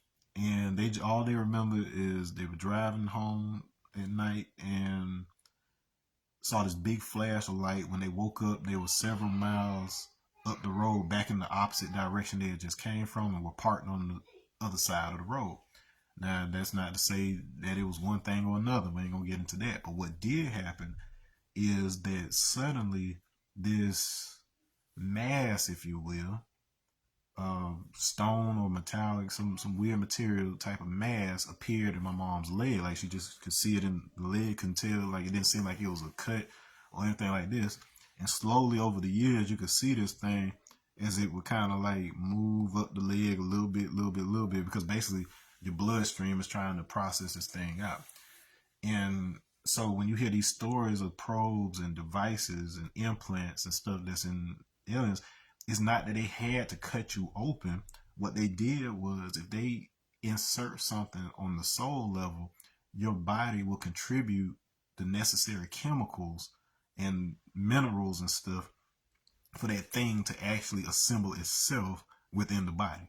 And so this is why they have so much trouble figuring out, like with these like cow mutilations, how they're getting all the blood out of the body or getting certain organs out of the body without even cutting them open. Like they can't find incisions and stuff. Like they can't, medically trained people are having trouble figuring out how, well, at least back then, back in the 70s when all this was first taken off, they were having trouble figuring out how on earth they were getting this stuff out without incisions and other type of stuff like this. That's how. If you do it on the soul level in the outer body state, then you can make changes that update into the physical body and project to the physical body once you're back in your body. And this is all something that is carried out electromagnetically. So the various forces that we already understand are involved. It's just that they're working on an interdimensional level that our accepted sciences aren't allowing to enter the public understanding of those things. And so that's why it seems like the spiritual side and the material side are so separate. Okay. So I don't even know how long I've been going so far. Once again, if you haven't already, make sure that you subscribe and like and all of that. And now we'll go over to the board. So everything that I just told you was very necessary to lay the foundation, because if the spiritual ideas of those Nazis were foundational in creating the technologies that allowed our space program to begin in the U.S. and for our cell phones to be invented and for the internet to be invented and all these things that just dominate our society today, what happens is the U.S. is able to then say, well, we didn't make technology racist, because all they did was take what the Nazis had, not considering that the spiritual influences that contributed to the creation of the technology in the first place still exist within the technology. So whatever discrepancy they had found its way in. However, there also appears to have been, also in 1961, it would appear that there were several African developments, including the development of the Onwu version of the Igbo alphabet. And I already told you how the Igbo is connected to the Nordic and the runes and the languages that ended up becoming German languages. And then you had Afrikaans, which is basically a Dutch African type of tongue. So once again, we got these Frankish language forms that also are created during this time period. So what that means is that if you had German sympathizers who may not have necessarily agreed with the genocidal part of the Nazis and all of that stuff, but they still had problems with the US's ideals, it would be in their interest to incorporate into the technology as much of the truth as they know, because they knew who we as the black people of America, like, because I'll tell you right now, like, German people who ain't necessarily on that Nazi white supremacist bullshit, they cool as hell. They love us. The Germans that like us, they love us. And if any of those were involved in those projects, I'm pretty sure that they embedded that original language, that Igbo and all of that stuff, into that coding and things, the foundational principles associated with those technologies, such that the technology would develop in a way to where it would eventually tell the truth on them. And so this is where we are with AI right now, to where unless you go through significant programming and isolation of those systems, they almost always start telling the truth about what happened to black people. Like I'm not even kidding right now. So it's more a threat to the people in power who have maintained that power through lies. It's more of a threat to them than it is to you and me, as long as we understand how to use it and the context of it, instead of us being indoctrinated into their way of thinking how technology works and indoctrinated into their approach to being capitalistic and wanting money and whatever else. That's not saying that you should just starve and go without, but what I'm saying is the whole system has been built on Nazi ideology, late Nazi, Third Reich Nazi ideology, which is itself a corruption of an underlying ideology that originates with our knowledge of the universe. So at the end of the day, it's our stuff that they built it on, just the same way that other races' DNA is built on the DNA of original people. The same thing happens with the computers. And so if you understand that, they give you some insight into how to take your power back. So that's why a lot of my workshops and talks have been about this interface that we have in the form of language and math. And to understand and put in perspective what those really are, back to that example of the magnetic field, the electric field, and then the electromagnetic field, that's a combination of them. That's like the child of them. You can look at that as the magnetic would be what's happening up here, so your crown chakra. The electric would be what's happening here with the piezoelectricity of the third eye, the pineal gland. So that is how the pineal gland communicates with the pituitary gland to tell it which types of hormones to release into the body and regulate the way that your body functions. So the magnetic is here, the electric is here. When those two things come together, we get light at the throat. So if you look at light as simply the radiation, the sending out of vibrational energy, that is essentially what you're doing with speech. It's not visible light necessarily, but it's still following that same type of protocol. Because this is the combination of these two things, this is above the head, this is in the head. So you have more ability to perceive what's happening in the head, which is the senses. So electricity, you're getting electric signals from the senses through your eyes and ears and nose and whatever else. So that means that your thoughts that you express are a combination of the signals that you're getting and the structure that you use to interpret it. So all the structure that you use to interpret those things is coming from here, whereas the actual things, the actual waves and the electric impressions are coming from here. So that means that your voice, if you silence the thoughts and cut off the electrical signals, you're only getting this structure right here. And so the electrical activity of the brain that's happening when you're dreaming or in deep meditation is basically discharging based on attraction to this structure here. So instead of what you're saying being informed by your thoughts about what you're seeing around you, now your brain is canceling all that out and actually interacting with the field of your soul, such that what you're seeing is what your soul sees. That's what's happening in your dreams and your out-of-body experience. Okay, it's not all subjective, because the stuff that is exclusive to you and only happening to you in your dreams is based on your dimensional space. So you do have your own private space of information, and so your emotions have an effect on it, to where like the different things you're afraid of or the different things you like, or all those personal preferences that are attached to charges in the body will project onto that space, and then you will interact with that space as if it is a physical environment in the dream. However, when you have conscious control over how the soul operates when you're sleeping, or better yet, in sleep paralysis or whatever else, you then are able to choose what information you interact with, and you can even leave your own dimensional space. You can enter other people's dimensional space and find out things about them, or you could leave the reality construct altogether and then see the structure, the magnetic structure, the Akashic structure that everything is based on. So that part doesn't change. That's that magnetic field that never changes. So you're able to interact with it in a way to where you can read it, learn those records, and so on and so forth.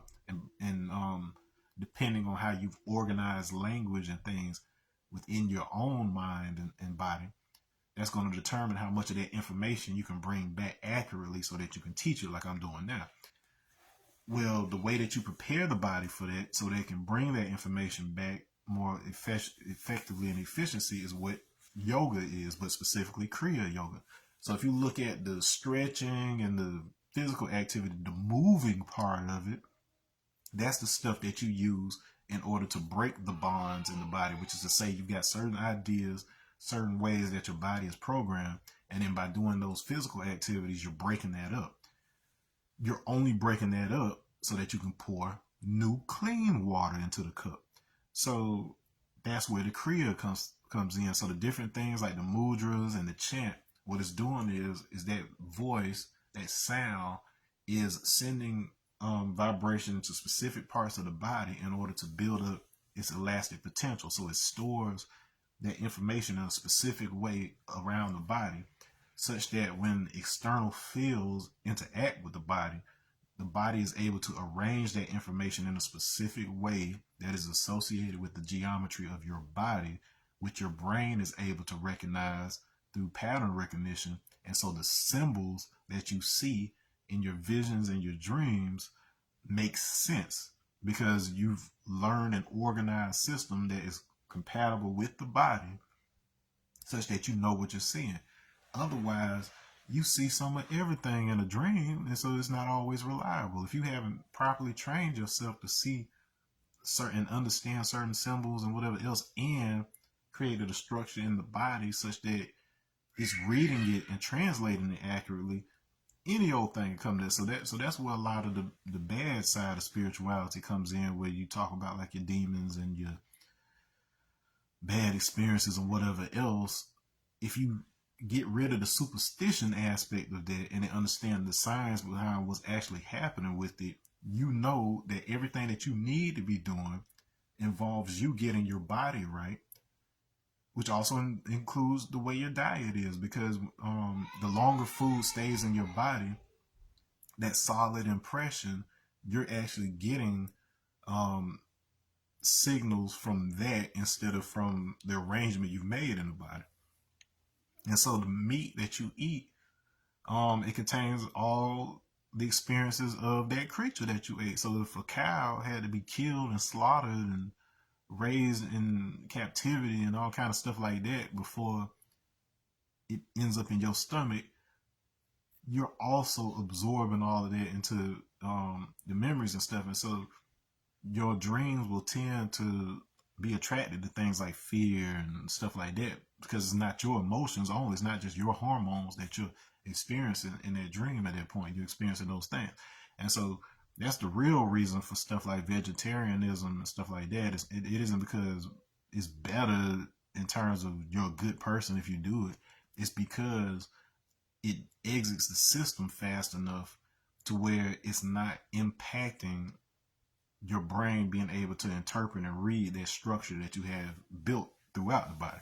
And so that's yoga, that's resurrect, like every one of those practices from whatever faith you can think of is all rooted in what I just described in some way, shape, or form. So it doesn't matter how much you go to church, if you haven't also done created the physical arrangement, built the temple like Jesus himself used to talk about, the way Solomon even talked about.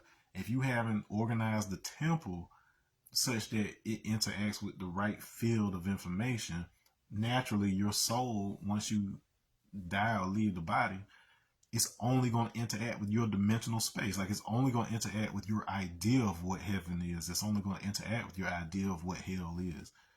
It's not going to interact with the real structure that is informing all of this. You're going to still be in a construct and then have a chance of coming back because you are attracted to the same set of things that are all kind of stuck here, you know, and then instead of you being able to explore other kinds of worlds. All right. I took that a little longer on that section than I wanted to. If you need to take a break real quick. Go pee. Do something like that. All right. Fastest pee ever. Now we're going to the board. Okay, let's switch it around. All right, so I don't even know how long this is going to take, but I got all the time in the world today, so I'm going to go ahead and get this out because humanity needs it. All right, so once again, if you've been keeping up, I'm not going to do too much review because I'm hoping that you have at least looked at the one before this, part 4. But okay, so we've been talking about this guy, Thales of Miletus, from the beginning, and how he might be a mythological figure who was actually a teaching of stuff that originated in Africa, with cultures like the Kemetic people over Egypt side, the Libyans, as well as the Dogon of Mali in West Africa. And so we talked about him. And so I ended kind of talking about this idea of meandering. So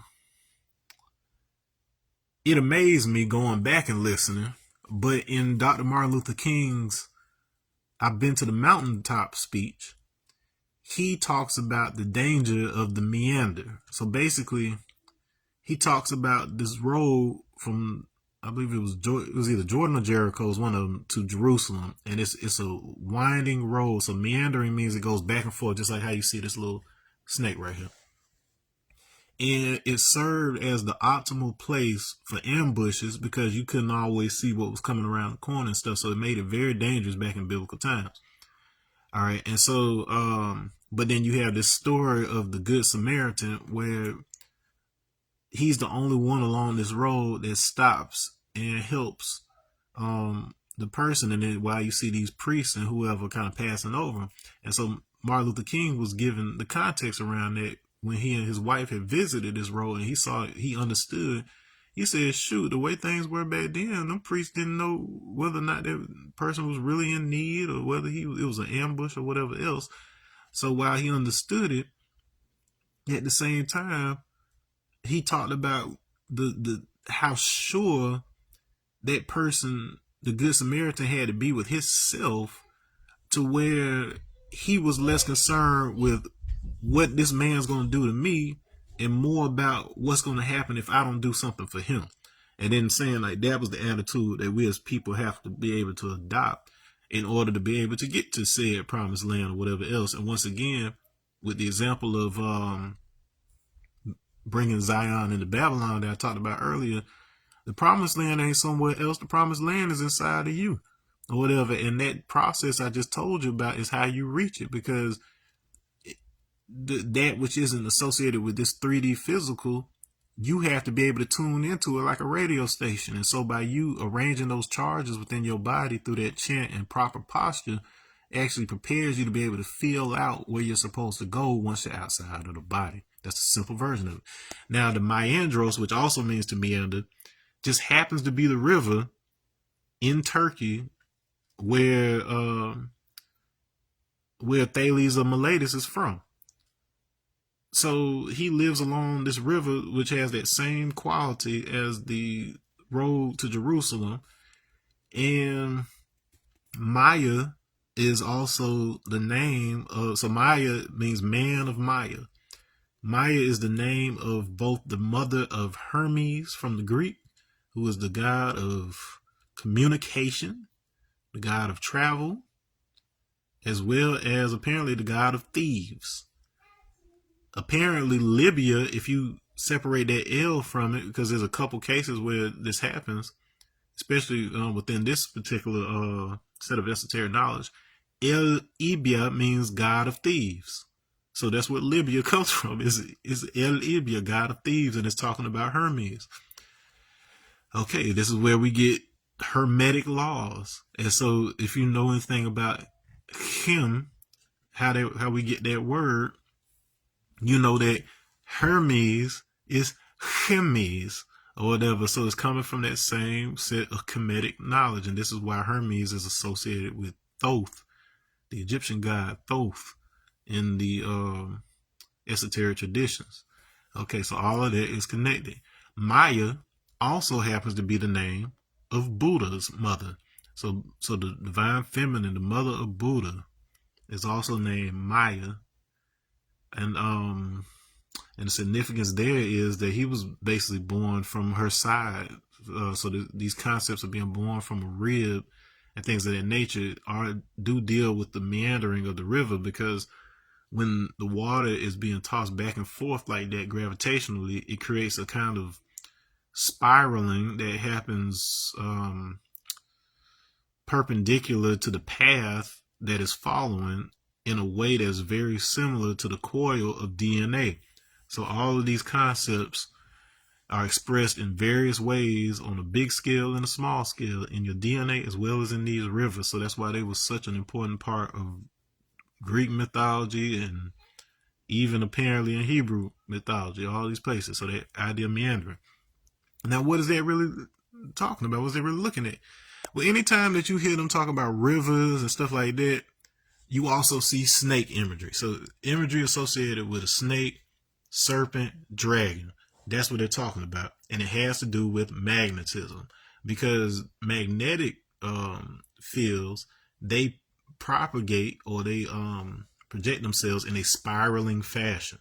So everything having to do with vortexes and spiraling, like even if it's like hurricanes or tornadoes or water spouts and all that good stuff, is dealing with the magnetic field associated with the arrangement of the dielectric in the water. So your blood does the same thing. Your blood forms a dielectric when it has a magnetic field present.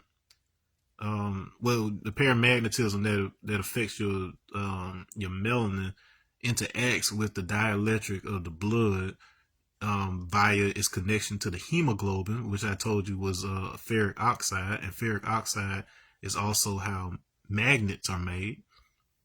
And so all those things play together in order to get that kind of motion happening. And when that happens, you have an informational field, an electromagnetic field that is formed around the body that is very much associated with the way that your consciousness and thought works. And so if you understand how to tap into that, this is where the language field comes about, because your brain is able to organize and interpret the impressions on those electromagnetic fields such that your brain can translate it into language you can understand. All right, so this is the importance of myth and symbols, and understanding where these myths and symbols come from so that you can see how it's connected in all these different cultures.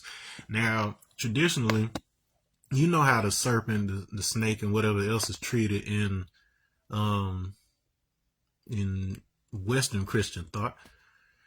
And that was mostly to scare you away from it based on what I told you with the reptilian stuff. So you had one set of reptilian soul inheritance that basically gave us what we needed to survive in the first place, and that's kind of associated with the serpent in the Garden of Eden, as well as the brazen serpent that represents Christ. So so when the Hebrews were out in the desert, and they what was the Israelites? Should I call them Israelites at that point? Did Jacob? Let me think what part we at. Yeah, by that point they should be called Israelites. So anyways, so they're out here in the desert. They stop believing in things, so they punish all these snakes are sent by God, and then they put up this brazen serpent. Moses put up this brazen serpent made of brass or bronze. I always confused with brazen, but anyways, this serpent is put up on this thing that looks almost like a cross, that's foreshadowing what happens later with Christ. And these people are told to look upon it once they've been afflicted, and then they'll be better. Now, it wasn't a preventative measure. You couldn't just go over there to the snake and then prevent yourself from getting bitten by a snake. But once you already been poisoned, this was the way that you were able to heal and fix yourself. So every time that you see one of these figures in myths around the world who either had a snake or tamed a snake or whatever else, that's what it is. And so in the case of Shiva, who I told you was also known as Isha, which is the name that we ended up with for Jesus, he always has a cobra around his neck because he represents the destruction of incorrect speech and the presenting of the truth to be able to resurrect.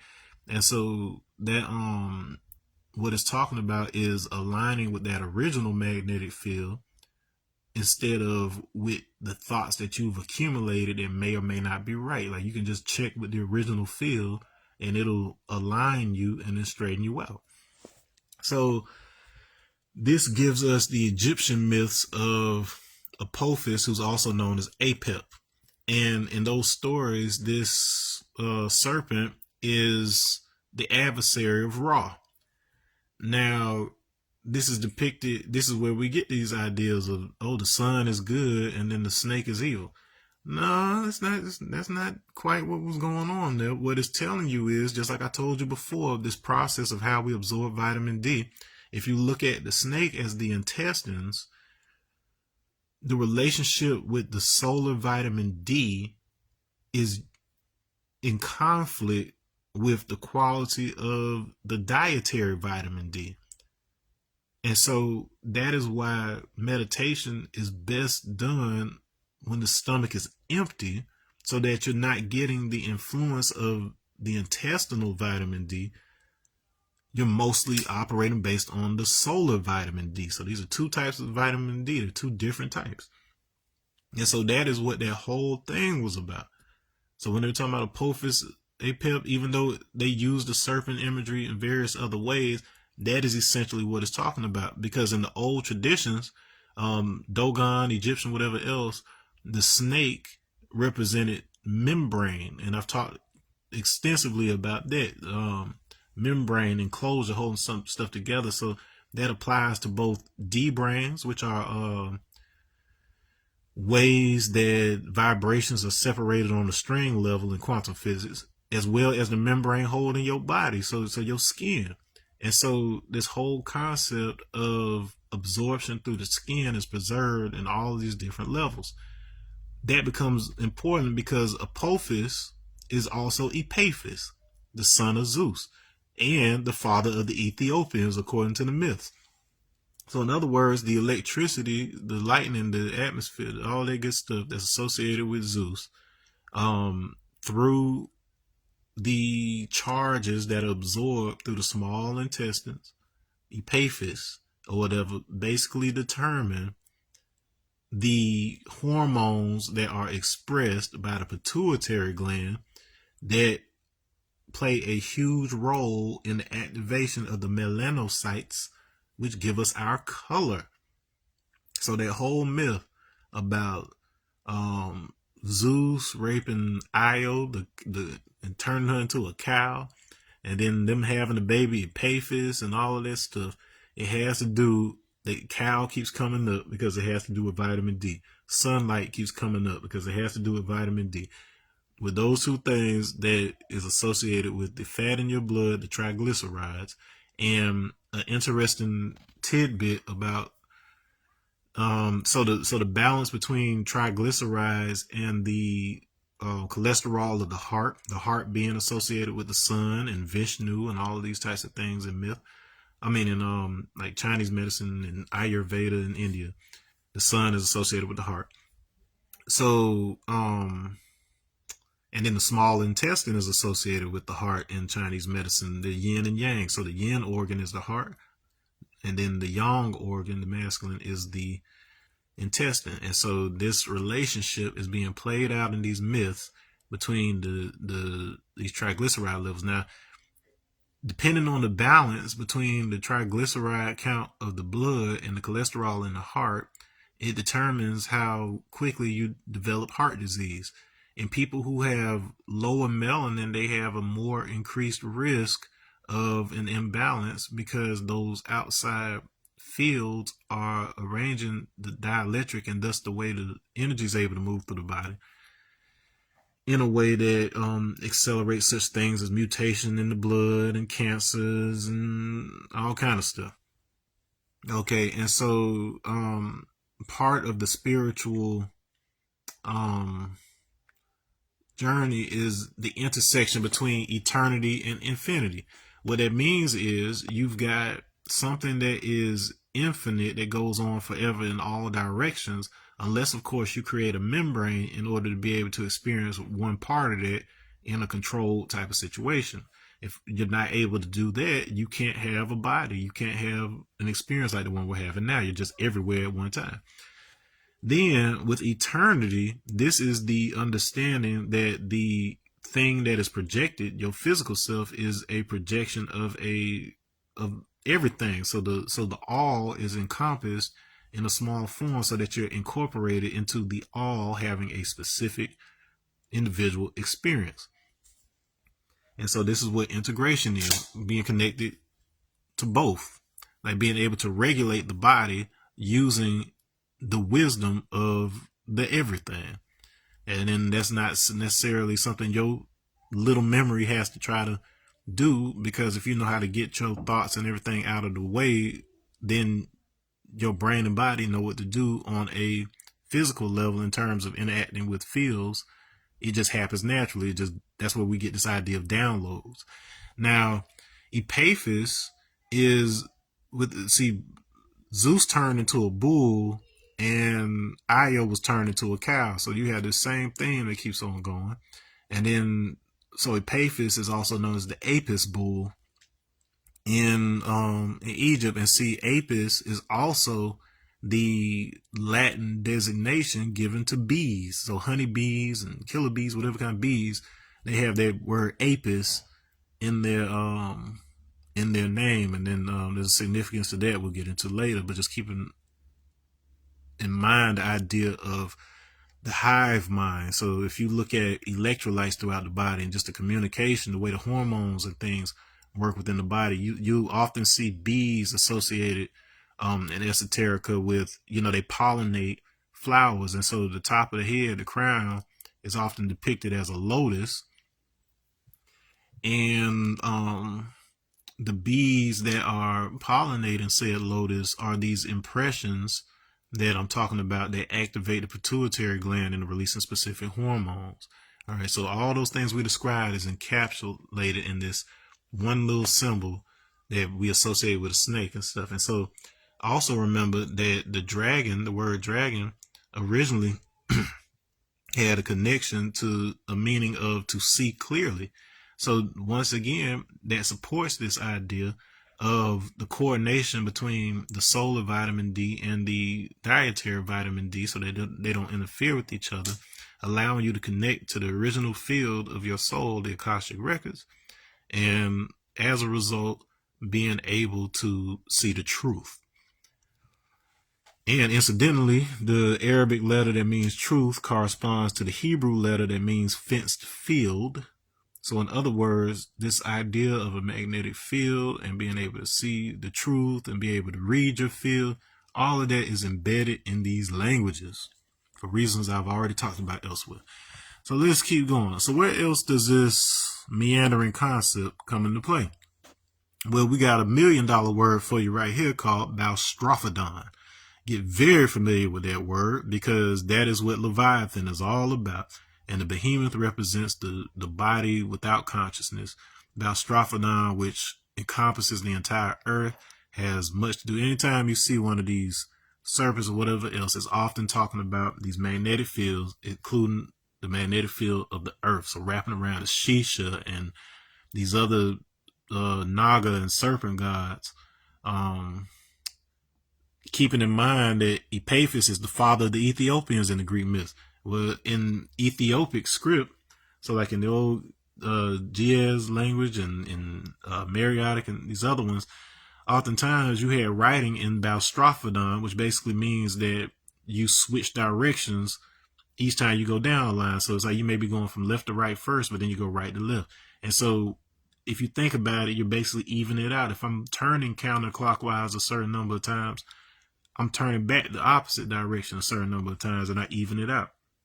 Well, the 72 names of God that you hear about, they are derived from using that Baustrophedon method on Psalms. I forget which Psalms it is. I have to look it up. But basically they use that and the alignment of the Hebrew letters to identify 72 three-letter names of God. Okay, so there's 72 three-letter names of God. Now, the truth of the matter is that these names are actually integrated forms of polarized names, which is to say there's 72 positive and 72 negative. And then they come together to form the neutral. So that's a total of 144 names, not simply 72. It's 144, but 72 of them are considered angel names, and the other 72 are considered demons, who are the polar opposite of the angelic name. Now, that's not to say one's good, one's bad. I know that sounds wild, but it is a lot more similar to the idea of positive and negative charges in physics. And so, in other words, the quote unquote demon, the negative charge, is basically what presents the challenges that appear in the physical world that allow you to gain access to the spiritual benefits of the angel associated with it. So the demon will appear as situations you deal with in life, and if you identify that that's what's at play, then you know which angel is associated with it, and that tells you how to get through that situation and gain the experience that now updates that quote unquote angel's assistance in your soul. And so based on the way that your soul was described earlier in this video, you see how that would manifest as charges in the DNA, and then in turn turn into hormonal communications that allowed the body to more effectively act in that particular way in order to manifest something specific in the present in the physical world. So these are not two separate things. It's just that they have to translate through each other. So Baustrophodon is this movement of meandering, going back and forth, left to right, then right to left, going back and forth, back and forth. So this is a key concept in all of this stuff. Moving along, let's talk about heaven. So we had these 144 names. And one thing you'll see come up in the Bible a lot is these numbers having to do with 144 or in 12, particularly when they're describing the dimensions of heaven or Solomon's temple. These numbers keep coming up. So let's look at those numbers and their geometry and some important features about them. Okay, so let's talk about the number 12. So in the Supreme Alphabet, that's love, hell, right. But in the Arabic, the 12th letter represents benevolence, so goodness. 12 in the 12th letter of the Hebrew alphabet, Lamed, so Lam and Lamed. Lamed it can mean flame, but it also means to teach or learn. Okay, and so basically this combination, this idea of, so to teach, learn from the good flame. And then love, hell, right in the Supreme Alphabet is this concept of how the woman reveals to the man the hell he must go through in order to become right or righteous. And so remind you, I just said with hell, all that is your dimensional space and your hangups and things of that nature. And so your beliefs about what hell is what you experience once you leave the body. So all of those symbols combine to show you that your field, in order to clear it up and clear that karma, what your dreams is doing when you're having nightmares is that you're confronting these things. You can confront them in your waking life, but if you don't confront them in your waking life, you will have to confront them in your dreams. And so that's what it's trying to do. It's trying to get through those challenges so that you can establish the charges that will allow you to see the truth about something. Okay, so if we look at this as bringing those two things together, so we're bringing that benevolence, we're bringing that, all those images I just talked about, 12 by 12, we get the number 144. Now, the number 144 is interesting because it can spell one of two things. It can either be spelled add, so A is 1, 4 is D, so add, so you're adding something. Then we could have ND, so 14 is N, 4 is D. There's an Egyptian word that's spelled with that, but that D in this case is spelled with a diacritic that gives it the J sound, J, like a J almost. And so so this nij means to save, so salvation. So this idea of Jesus saves, the Savior, Messiah, all of that. So we got add and save. These are going to be important later on. Keep them in mind. Now, the spiral that we talked about earlier, last video, we connected that to the Fibonacci sequence. So the Fibonacci sequence is the way that the golden ratio expresses itself in the form of magnetism. Back here, we were talking about the magnetic effects on the blood. Now, those triglycerides and that cholesterol I was talking about, the perfect ratio for them to keep you healthy and not get heart disease is these Fibonacci numbers. So that golden ratio will give you numbers that are healthy for the balance between your blood fat and your heart cholesterol. So they don't stick to each other like ends of a magnet attracted to each other. So you need a certain ratio to keep one from overpowering the other and giving you heart disease. The reason I brought up infinity versus eternity earlier is because your whole job is to, in the time you have allotted in this body, you have to get your memory back of who you really are on the other side, the eternity of your soul. If you don't learn that in this life, you have to come back. Your soul has to get more experience. And so the yoga is the reunion with your original self and your original memory. And in order to extend the amount of time that you have available in order to do that, this is why the physical side is important, and understanding this ratio between the triglycerides and the cholesterol. Okay, I bet you didn't know knowing your health and your cholesterol is going to have an impact on whether your soul is able to experience heaven or not. Ha ha ha. They didn't teach you that in church because he don't know either. Anyways, so something interesting you'll find, we're dealing with these numbers 12 and 144. The 12th number of the Fibonacci sequence happens to be 144. So we've got, in linear counting, we arrive at 144, but also in this spiraling counting of the Fibonacci sequence, we also arrive at 144 at the 12th step. So you can look at that as the intersection between the straight line and the spiraling line. That is the intersection between the electric and the magnetic to form light. So we're dealing with light here.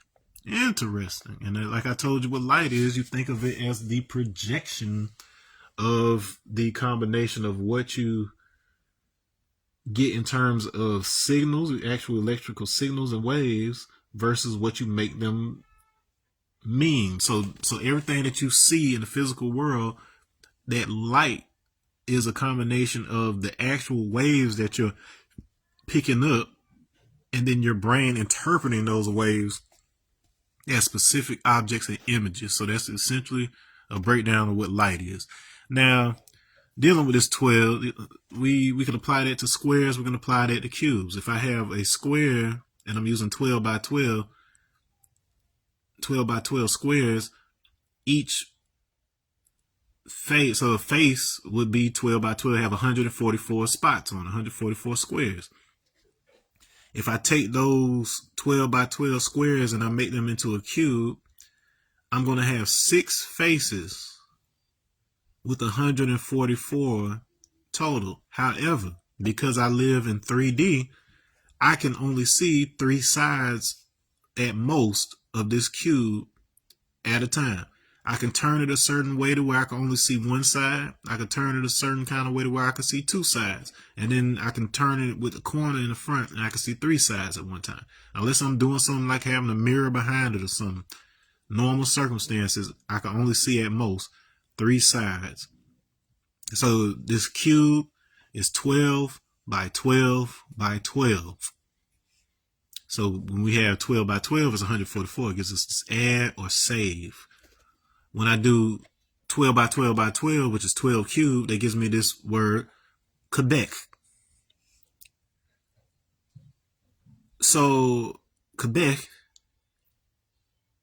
means, it's a euphemism for death, but it has more to do with cold. And cold is simply the absence of heat or information. Absence of information. That's the best way you can look at that.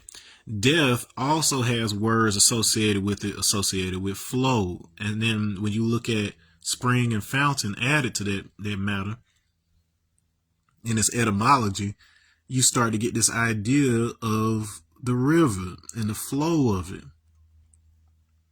Okay. There's another etymology, purify and to make a libation. So a libation is like a drink, like making an alcoholic drink. If you know anything about Hindu mythology, this instantly starts to remind you of the story about stirring the sea of milk. So this is a story about how the Milky Way is basically made. So all the gods, as well as the devils, they were competing over who was going to get the drink from this sea of milk, and which is to say who was going to be able to incarnate and have physical life. And so in order to do so, in order to be able to drink from it, they were also going to have to, and they make this drink called, that's either referred to as the Amrit, or in some cases it's called Soma. And Soma is also a name of Shiva, his drunken form associated with the moon. Okay, but anyways, so they have to, first they have to stir this milk, and so they use it's one of the Naga guys. I think it's Phi Chakras. I forget what it's called, but he's basically one of these serpents. So in other words, they're applying this magnetism to this sea of milk, which is I guess you could look at it as the primordial material or whatever else, and then applying this magnetic field to it, it starts to spiral. Just like I told you earlier, it's involved in vortexes. So this is how we end up with a galaxy of spinning magnetic forms, electric charges being moved in a magnetic path. So that's stars being moved in a galaxy. So that's why you get that rotation, at least in our perception.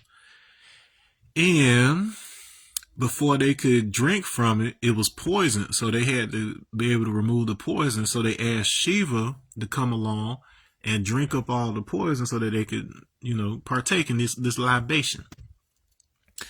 And Shiva sucks it up, but his wife Parvati, so Parvati is Shakti and Kali, all these other women I've named before, these black women. I don't think she's depicted as particularly black in a lot of Parvati, but you'll also see her as Kali and stuff like that where she is. But anyways, so this is talking about the forces of space itself. The Akash is what she is. So it's saying that her contribution to those forces stopped the poison at Shiva's throat, where the serpent is wrapped around him. The serpent Shisha is wrapped around his neck. And so this brings a connection between that magnetism, the throat, speech, all of that. So in other words, the way, if we're speaking a language that affects our body the way that the chants do in yoga, the way we speak has to be adjusted such that we don't say die and just suddenly die. So this is why their gypsy language is so important, because it helped to translate that Sanskrit into English, basically a Babel language. So the Babel languages that we speak keep us from manifesting certain things. So that can be a good thing or a bad thing. It can be a bad thing if you're trying to make something happen and it doesn't happen. That means you have to adjust your language. But at the same time, once again, it keeps you from saying something like die and then you die. Okay. So that concept is important. Now, with this sea of milk, I also get into later how, and I've talked about this before, how you have something called the sidereal day. And that's where we'll get into this whole milking of the snake thing later on. But the sidereal day, as I've explained, is the actual length of a day based on the distance of Earth from the things that can be seen from Earth, like the stars and planets. And that is 23 hours, 56 minutes, 4.091 seconds. Okay, and there's a hidden message in that, but then it's this whole idea of stirring the milk. Somewhere on here, I'm pretty sure I've written it. Did I write the sidereal day? Where did I put it? Okay, I stuck it down in here, so we'll go ahead and do that. So those numbers, so that 23 hours, 56 minutes gives you WEF. So 23 is W, 5 is E, F is 6. That happens to be a Welsh word for milk. So interestingly enough, we're talking about the sea of milk. Here we end up with this right here. Now that 4.019 is doya. This means to either cause or divide. So we were talking about the causal factor that allowed the milk to swirl in the first place, and then division between the poison and the life. So the death and life. So this story is representing the separation of death from life, so that these beings could incarnate in physical forms. So this is not only preserved in the length of a day, but more specifically the exact length of a day according to its relationship with the stars. Why are words showing up in the numbers? We've talked about this in depth for several times, but it has something to do with what I just described of Isha, of Shiva, Adiyogi, Jesus, whichever story you like the best. This is why Jesus is called the Word. Okay, so serpent is word or membrane. Okay, so I taught you this other technology when I was talking about the what was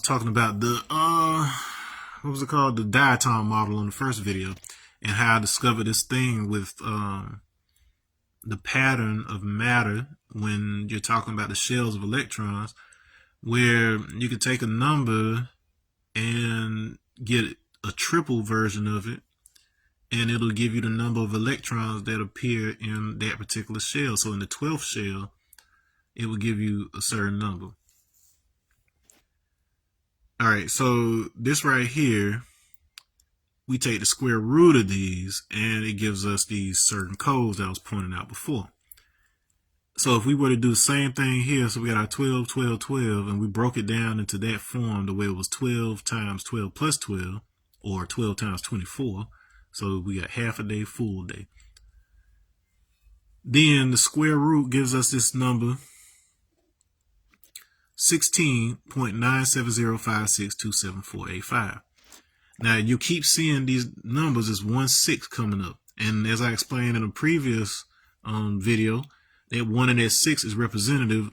Peace, I see you, April. What's up, cuz? It's representative of the 6 bodily chakras, and then the 1 crown chakra that's separate, for the reason that I explained before, where you've got your connection to the everything. And then remember, the crown chakra is also associated with your Buddha body. So this concept of Maya being the mother of Buddha, that's where that is important. Okay, because you are a Buddha. You just have to remember it. And so that you can gain access. Remember isn't just like remember, like, oh, I'm thinking something again. Remember is like putting members back together on a body, putting one of your limbs back on.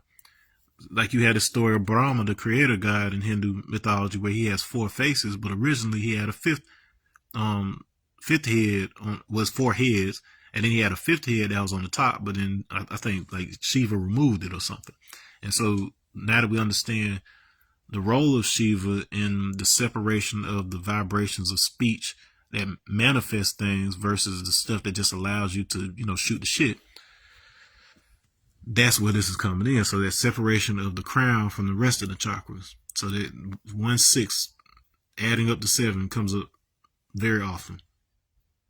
So what does that even mean? Before I even get into that, let me look at another application of that same 1-6. So 16 can be derived not just from 4 times 4, but also from 2 cubed. So we're dealing with cubes, 2 times 3. If we have a 2 cube, 16 parts to it, that gives us the square root of 8 in this model. And the square root of 8 we've associated with blackness in a number of cases. That is 2 times the square root of 2. Square root of 2 is associated with lightning and therefore Zeus. And then when we get 2 lightnings together, so if we think of that as a combination of Zeus and Io, then we get the sun, Epaphus, the black one, the father of the Ethiopian. So the square root of 8 is representative of that. Now back over here to our 12 by 24, this number here. So this is interesting. Like, this is some stuff I learned with the etymology as well myself.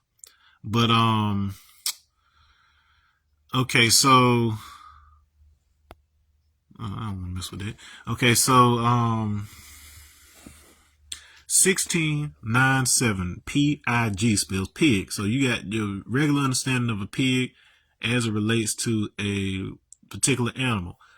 One thing to keep in mind is that one of the forms of Vishnu, before you started getting the avatars that were human, was a boar. So there was a pig, there was a boar, and there's this whole story about how the boar dives into the primordium and then pulls the earth out of the primordium, and it has a child with the earth.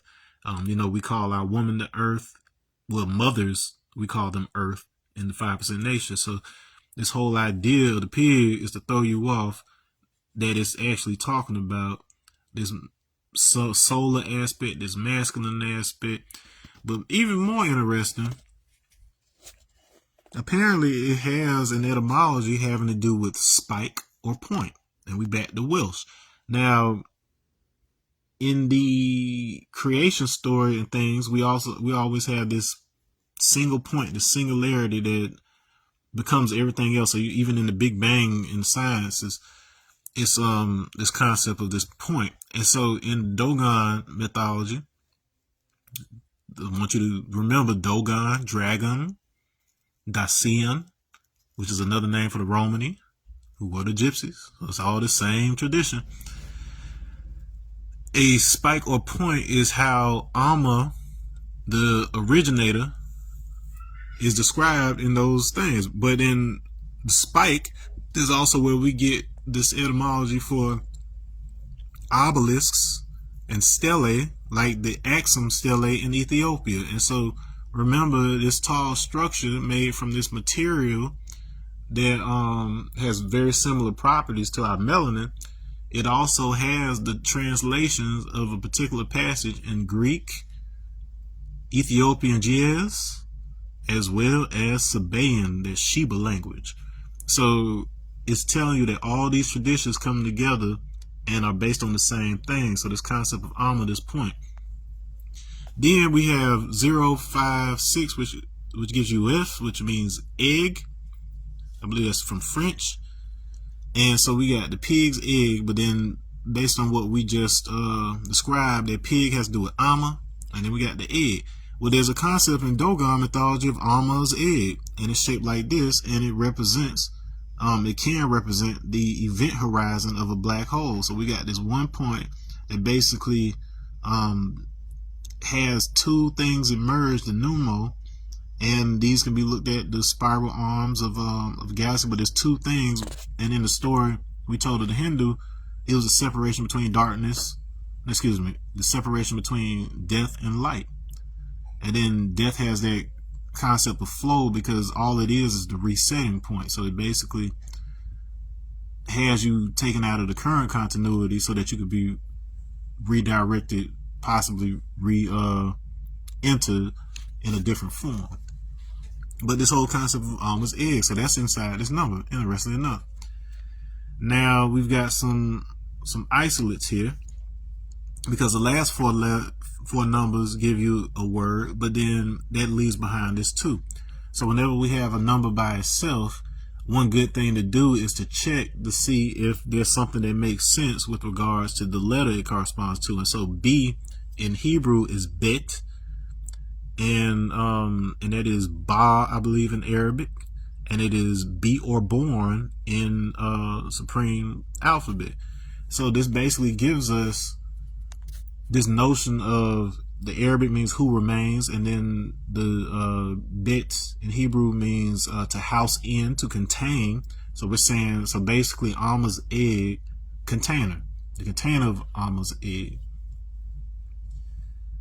And then that gets into the whole Nomo thing or whatever else. And so remains happens to be the part of the etymology associated with Romani and Romania.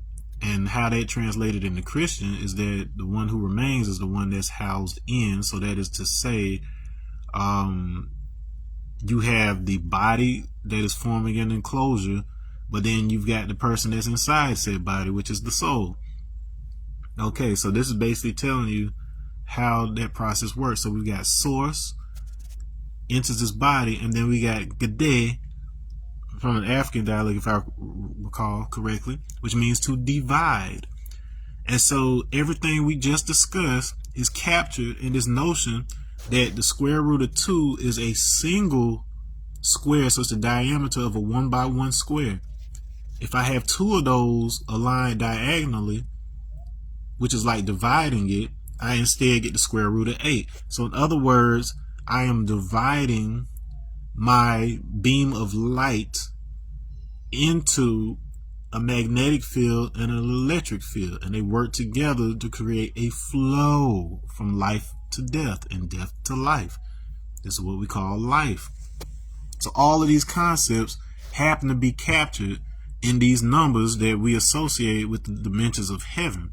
So it doesn't even just get into just the physical place, but the math of it and the way your thoughts have to be arranged for you to even be able to connect with the actual heaven. Okay? So we got that covered. Almost there. Event horizon of a black hole. We've talked about black holes extensively in my videos and how the golden ratio is associated with black hole entropy. Entropy deals with time. It tells how long it takes for a system to go from complete order to complete chaos. There's nothing more orderly than the initial point where everything is together. Then those things get spread out and then eventually becomes more and more chaotic. That's what happened. We got 3 languages that are on this Aksumite stela from the Aksum Empire. And then the meanings have been divided into 3 different cultures. We got the Dogons in Africa. We've got the Sian/Romani in like India, North India, and Slavic East Europe. And then we've got the dragons over in China, Japan. So that side. So we got 3 cultures that are essentially part of one tradition that were divided in terms of language, which is exactly the story of the Tower of Babel. So that is no longer just a myth for you. You understand how this happens. Okay. So I told you that the 6 keeps coming up.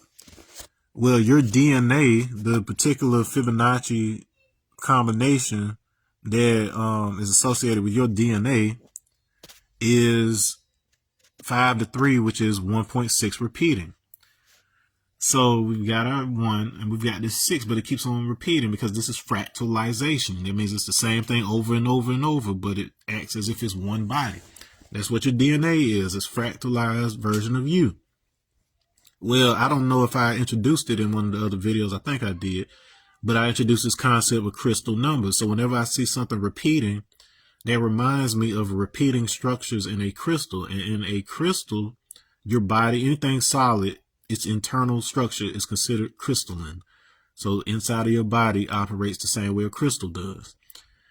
And so I was able to identify crystal numbers. So for each of these repeating numbers, you can look at it as just that same number crystallized. And so each one of the numbers, 1 through 9 and 0, has very specific characteristics associated with it. And this is how we end up with supreme mathematics. Now, if you think in terms of the number representing the wavelength of a beam of light, then the rainbow colors. So if we start from red would be the longest. There's 7 colors in our rainbow. So that would mean the number 7 would be associated with red, 6 would be orange, 5 would be yellow, and so on and so forth. Well, we've got a crystallization of the number 6 in 2. So 6 repeating is the same as 2/3. So 5 divided by 3 is 1 2/3. Which can also be written as 1.66666666666. So that even tells you something about the number 666. It's basically a 6 crystal and it's dealing with orange. The orange chakra is the sacral chakra. That's where the womb is. So this is how things are brought into existence. So you see why DNA would be associated in some way, shape, or form with the orange crystal, the 6 crystal, in order to bring something into play. 6 in the supreme mathematics is equality, which means to be equal in everything in all aspects of life. So in other words, the DNA is holographically represented in all the cells of the body. 1 is knowledge. Knowledge is to know, look, listen, observe, and also respect. A body of accumulated facts. The foundation for everything in existence. The key to all aspects in life is representative of the Asiatic black man. So in other words, it's telling us that Asiatic encompass not just a particular location, but it means original, oriental, original, the soul from which we all originate, and what was projecting the first humans. And so everybody was based on that first human's DNA. All right, and the sacral is the womb. That's why the babies get here. The root chakra is more associated with your connection to the earth, but its sacral is the portal through which we're able to incorporate into this planet. So everything is still very relevant right now. Now, the orange in number crystals is also associated with the square root of 5 in our other model of the diatom, because it is the second to longest line in that particular double square. So if we think about that double square from our diatom, that double cube rather, as being a manifestation of this form right here, this division, as things multiply themselves, as cells divide, because a cube is a physical analog to the sphere, if you think about it. So it's basically like how a circle is 360 degrees and a square is also 360 degrees, but the circle is omnidirectional, whereas the square has 4 directions. You can think of that the same way, whereas with a sphere you have infinite directions, but then with a cube you're dealing primarily with 8 directions. Okay. Well, anyways, square root of 5 is involved in that. Now, the square root of 5 gives you 2.23606797775. So once again, we test it out to see what words are in there. And amazingly, we have 223, which is DW. Remember earlier in Egyptian, that D, when it has that line under it, is pronounced J. So J, ooh. So this is the actual spelling of the word Jew. When you spell Jew, Jew, that is pronounced U. That is something different. That's something different. U is a symbol for resurrection. It's a tree. It's a type of tree that is a symbol for resurrection. And we've been dealing with all of that too. But when you say Jew, this is the word you're actually pronouncing. Now, you'll see it. It has one etymology as mountain, which is associated with Harmageddo. So this is where we get the word Armageddon. And we've talked about the hill and what that has to do with consciousness. But more importantly, now it has this etymology of evil, wicked, and then the word evil itself comes from beyond normal limitation. So this is the us before we here. And it is explicitly expressed as being associated with Apep, who is this serpent from up here. So that goes to tell you that what we're dealing with is a matter of, are you responding to the charges of your mind and the sun, or are your lower charges still in the show, which is those charges in the food you eat? So what's going on in your intestines? Your intestines produce all the same kind of neurotransmitters that your brain does, and your heart does it as well. And so if you've been eating crazy stuff and you've got crazy bacteria that's digesting that, you're going to have nightmares, you're going to have bad actions and different stuff like this. This is why your diet's so important. Now, the interesting thing here is I talked about Vishnu in this whole formula. Well, Vishnu also has a form called Narayana, who is like the Godhead, the essence from which everything comes. And his mount, so we talk about mountain, this really has to do with mount, is Shisha, the same serpent that wraps the throat of Shiva. So the same concept of wrapping the throat, changing the language, all embodied in this word Jew. So basically what this is telling you, and then mind you, 2 plus 2 plus 3 equals 7. So that's why I put that projection there, because the 7th letter, peace, Jerica, I see, the 7th letter of the Hebrew alphabet can mean, Zayin can mean sword or weapon, but in Arabic it means purifier. So that's where we had this idea of purify up here. So if you bring those together, we're talking about projection. So the whole concept is the purification of the speech. What happened is, and this is something I just found out by recognizing shapes, is that the old Ethiopian script that Giaz, the Hebrew letters, at least the first few of them, because they've changed orders and they've added and taken stuff away over time. But the Hebrew letters are actually the Ethiopian letters turned sideways. So on the movie 2001, A Space Odyssey, the reason he has the monkey turning his head 90 degrees while it's looking at the obelisk, and then after he does this, he suddenly knows how to use tools and defend his people. He was telling the story of how the early people, the first people, these primates, how they went from being living primitive and uncivilized to learning how to take care of themselves. This is how we taught. This is how our ancestors taught the other peoples who came along throughout evolution how to take care of themselves, how to be civilized, how to start recognizing our higher purpose as human beings. So Stanley Kubrick was trying to give you some jewels in there.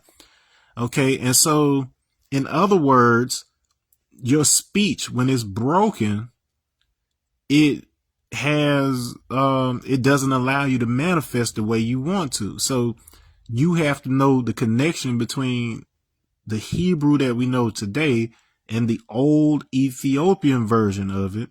And all they did was turn many of the letters 90 degrees. And so when we say Jew is associated with evil or blah, blah, blah, blah, all that's basically saying is that we have a little process to go from being just orange body, which it has to do with your primitive animal side of your body, going from that to moving up to having consciousness. So the next word that appears is Fof, 606. So apparently in Czech language, Fof is the equivalent of Joseph. Now, Joseph, as I've talked about before, is the biggest clue in the Bible because there's a Joseph in the Old Testament as well as a Joseph in the New Testament. They are the same person. It seems like two different stories, but it's telling the same exact story. And we know the story of Joseph, the carpenter, the builder who helped raise Jesus, the Son of God. But when we look at Joseph of the Old Testament, he's this youngest brother who his father Jacob seemed to favor and gave him this colorful coat, just like how we got this colorful coat of skin. And because of it, his brothers attempted and plotted on him to try to kill him, but instead they sold him into slavery to some Arabs that were passing through. So in other words, instead of killing the black man, they sold him into slavery. Does that sound familiar? Yeah, because the shit actually happened. Now, anyways, so Joseph, this slave, he's taken to Egypt, where he ends up becoming the man, basically, like he was the advisor to the king, and creates this granary that saves all these lives. Now, in the old traditions, the Dogon, Egyptian, all these different traditions, the granary represents the process that massless waves go through, and then they manifest themselves as the physical forces we recognize as gravity and all that good stuff. And it all has to do with this point of perception, Amma. So those waves are interpreted by that single point and then translated into physical matter. So just like how a radio transceiver receives those signals and then transforms it into sounds that you can understand, is basically telling you that you as a conscious being are being picked up by the body like a radio antenna. So you do not originate in the body, you broadcast to the body. Okay, because your soul is infinite, so it's technically everywhere, but you have very specific charges and frequencies associated with your soul.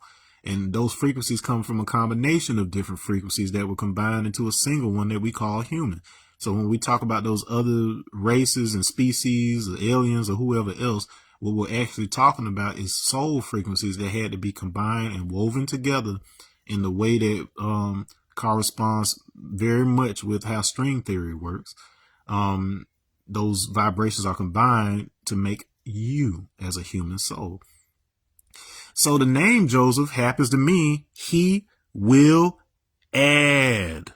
So there, and that's part of the reason why there's a snake. So the asp snake, this cobra, is also called an adder. The snake is an adder. So it's talking about Joseph.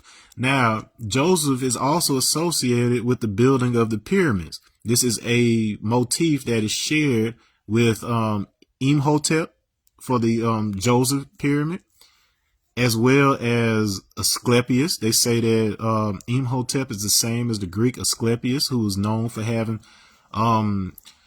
coming up with remedies for snake venom, just like the brazen serpent we talked about with Jesus and the Israelites in the desert. So you start to see all of those stories come together. They're all one single story being told different ways about a particular process by which we become physical humans from a soul.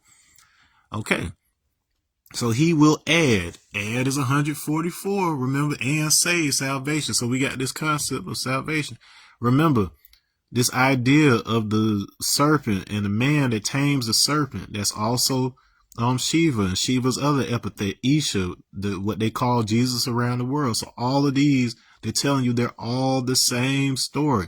I've heard a Hebrew scholar teach about this. He didn't break it down the way I'm breaking it down, but he said, all in the original Hebrew, all of these stories are basically different versions of the same story. And you could get the whole story of the Bible just from the first letter. If that isn't enough, you can get it from the first word, and so on and so forth. But it just basically keeps on adding onto it, building onto it to give you more specificity and then show you how a single, not even a single idea, but a single letter, a single sound produces everything else. The problem with most of those scholars is they think that B is the first letter, when in actuality, the first letter that appears in that line is the Aleph, the A, because you have to number each sentence. But the Aleph is not pronounced. It's the B. So the first sound ends up being the B. And then that distinction is important when we understand that the word alphabet comes from Aleph and Bet, the first two Hebrew letters. It's important because that Bet represents the enclosure, the wrapping, the snake, the serpent. So you have these vibrations, but then they don't take life until you encompass them. You have that soul frequency, but it's not able to do what it needs to do until it incorporates into a body. So all of that is being captured in these numbers. It's amazing. So moving along, we get the word gig, Gigg, from 7977, which is a spinning top.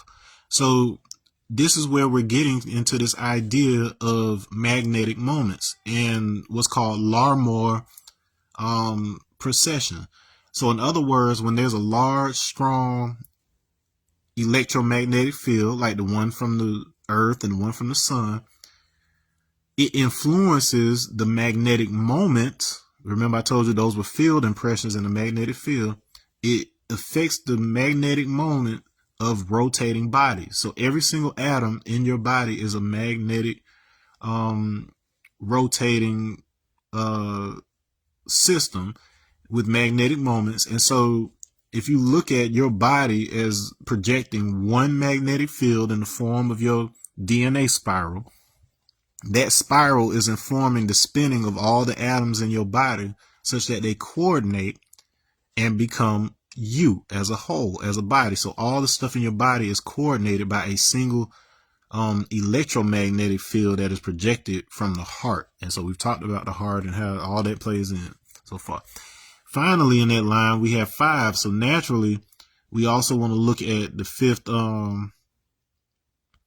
number, supreme alphabet, supreme mathematics and supreme alphabet. Now, in supreme mathematics, 5 is power. And we define it as power is the truth. Truth is the power to resurrect. Remember that the mentally dead. Well, truth happens to be the meaning of the 8th letter. in the Arabic alphabet. And we've talked about the relationship between 8 and 5, such that that's a relationship between the cosmic soul and the physical body having 5 points: arm, leg, arm, head. This is the resurrection. So the resurrection isn't necessarily just the resurrection of a physical body, but reconnection with that original memory of the soul outside the body. And then once you have full connection with the soul, it projects the DNA such that the body is a reflection of the soul that is more apparent. And so when you have these stories of Jesus and these masters, essentially what you're saying is that the full perfection of the soul is now represented as best it can in the physical body. So this is what all these various stories, Jesus included, are trying to point to. But linguistically speaking, what we just had to do in this video was we had to go from understanding why we have one understanding when we pronounce it as Jew, but then once we understand how the letter J works, because that's pronounced Yosef, and it's pronounced Yeshua. It's not Jesus, it's Yeshua, which means the exact same thing as Joshua, who also appears in the Old Testament. So when you understand the link between Joseph or Yosef and his descendant,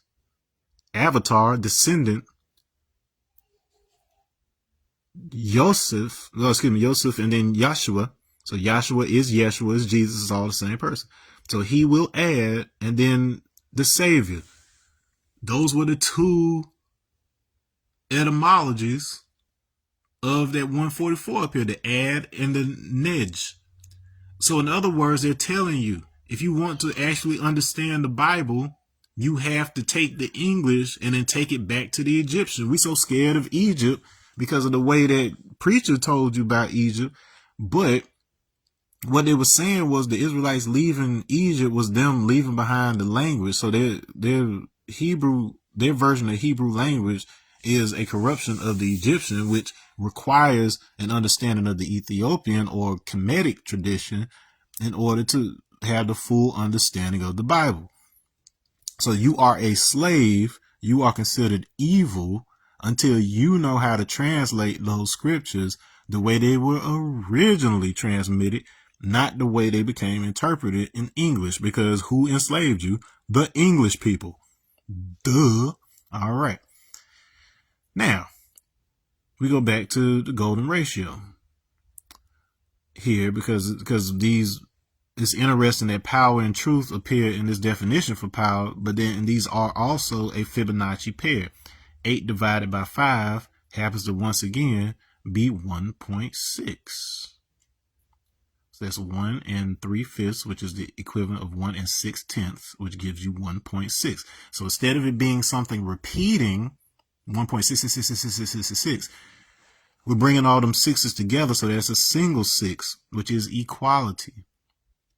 6 also happens to be, so 6th letter happens to be father in the supreme alphabet, whereas it is Vav, which means to pin, or spine, which means we got one spine. So we're bringing those chakras into line with each other as one spine, raising that kundalini energy. So that serpent that wraps around the spine is that magnetic field that is being projected as a result of that electricity that's running up and down your spine, hence resurrection.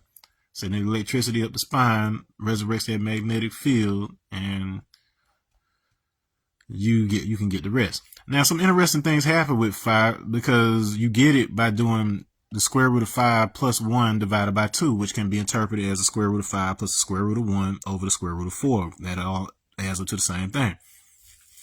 Square root of 5, we said that's associated with the sacral chakra, the womb. But then that square root of 1 is associated with the third eye. So that means that your thoughts having an impact on what manifests in the womb. Then we're dividing that using the square root of 4, which is associated with the solar plexus. So this is the idea of the sun.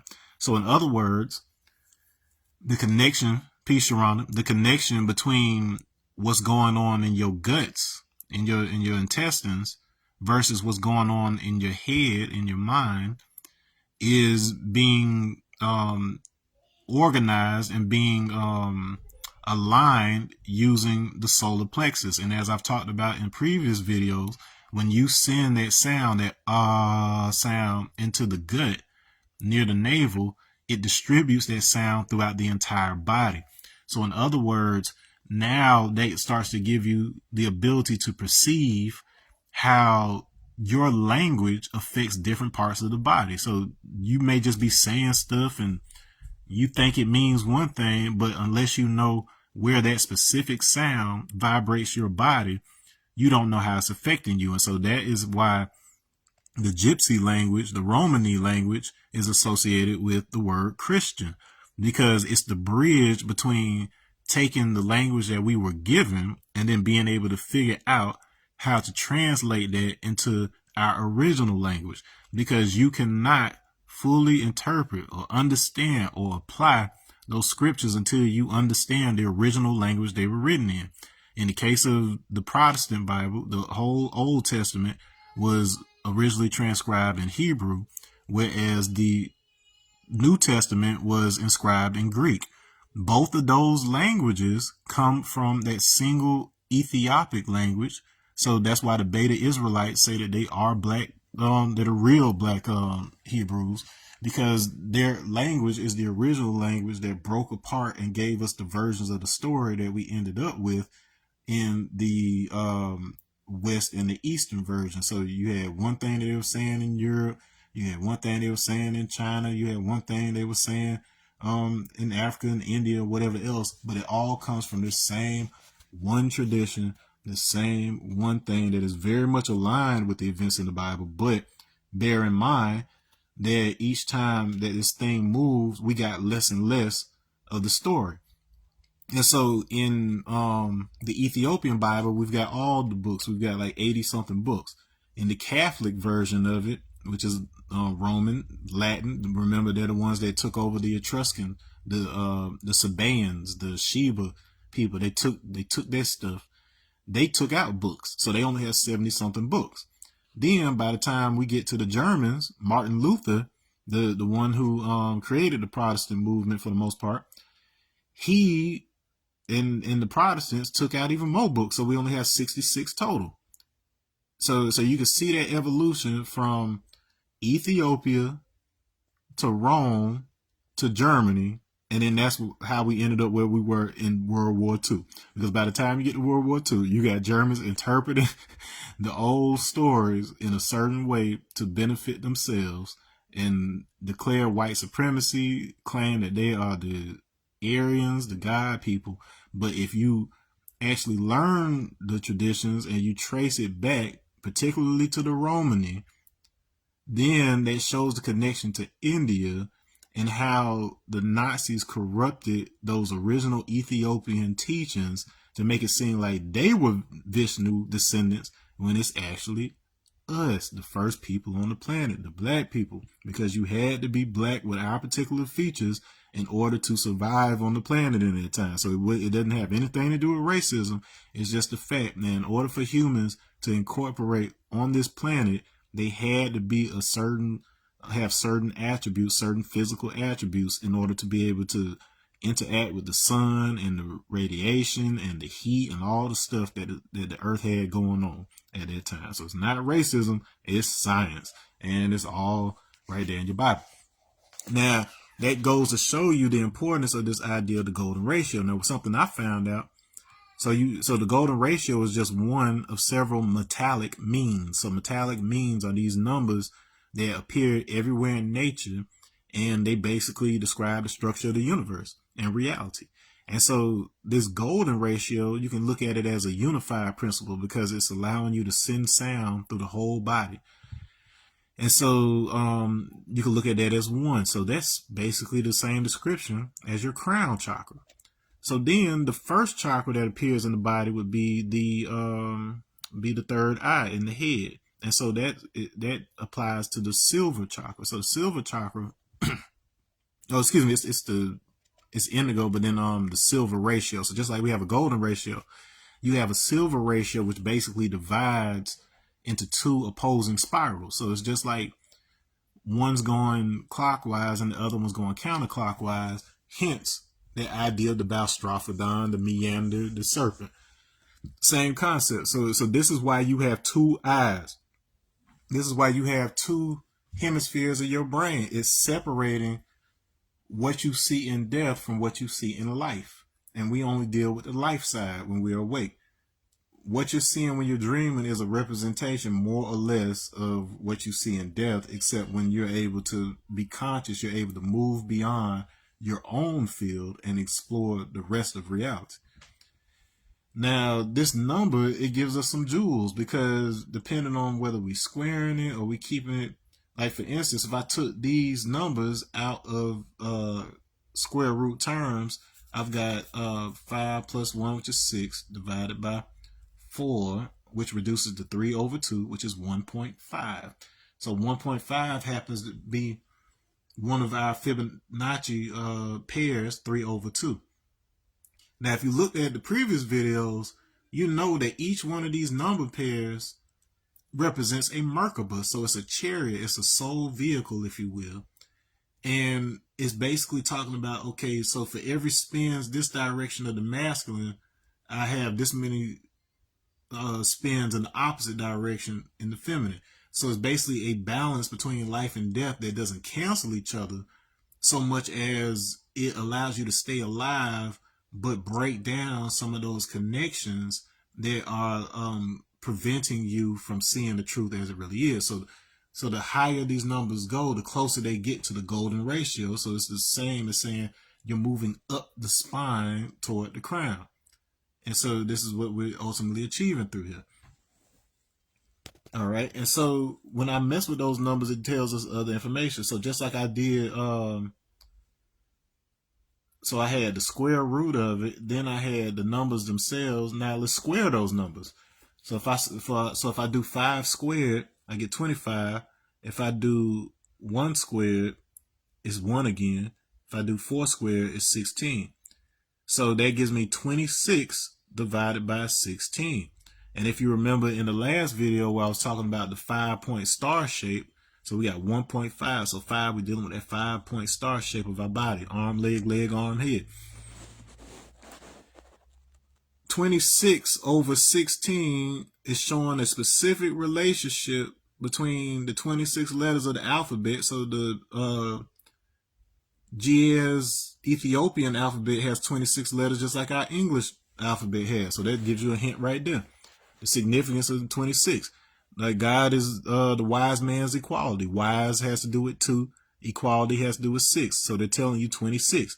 This is to build or destroy. So they're telling you add the 2 plus the 6 in order to get the 8. So it's the same signs as showing up inside of the supreme mathematics. And then God, 1 plus 6 gives us that 7. We talked about the significance of 6. So this 26 divided by 16 is giving us the juice on it. Now, if I reduce that, 26 over 16 reduces to 13 over 8. 13 over 8 is yet another estimation of 5. So that basically shows us we're moving up the ladder in terms of Merkaba. Okay, so 3 over 2 is giving us one thing, just this connection between the 5 points of Allah, the 5 points of the body. 5 plus the 5 over 3 is giving us that 5 over 6 repeating. So it's the fractalization, the sharing of DNA through sex and evolution. 8 over 5 is giving me that stable 1.6. So this is the body. This is your connection between heaven and the body, spirit and the body. 13 over 8 is now giving me, let me see, 1 and 5, 8. I forget exactly what that is. It has some significance elsewhere, but just to give you that idea of each time you move up, you're getting closer to that value of this golden ratio, that 1.6180, blah, blah, blah. Remember the numbers 1, 6, 1, 8. So, yeah, so 1, 6, 1, 8, 0 spells afro. So they're telling you straight up why they call us Africans. They want us to think that we're all different, but then the thing that makes us the same is this golden ratio, how we incorporate from spirit into the physical. This is why the proportions of your body are built around the golden ratio, because your true state is very much tied to that number. So an interesting thing happens. So remember I was telling you about how if I cut these squares up into 12 by 12, it'll be 144 on each one. So it's basically like saying I got 3 Josephs. And then I already described 3 figures that fit the mold of Joseph. We got Joseph of the Old Testament. We've got Joseph of the New Testament. Then you have the figures like Imhotep and Asclepius who fit that same motif and are associated with this idea of building the pyramid. The pyramid is your body. We talked about it in previous videos. So the pyramid being your body, the Great Pyramid, has a resonance of 432 hertz. The sound that goes through that structure is 432 hertz. We've already talked about how it's connected to the earth and the proportion with the moon, all that good stuff. Now, 144, if each one of these faces has 144 times 3 is 432. So in other words, we're looking at a pyramid right here. Sneaky, sneaky, sneaky. Okay? Because there's 2 halves to the pyramid. You got the top part that you see and you got a part under it. So it actually makes it more of like an octahedron. But in this case, we're bringing it down to 3rd dimension, where this shows you those 3 faces that we're able to see, length, width, and height, are a translation of what that pyramid is doing in terms of frequency. So 432.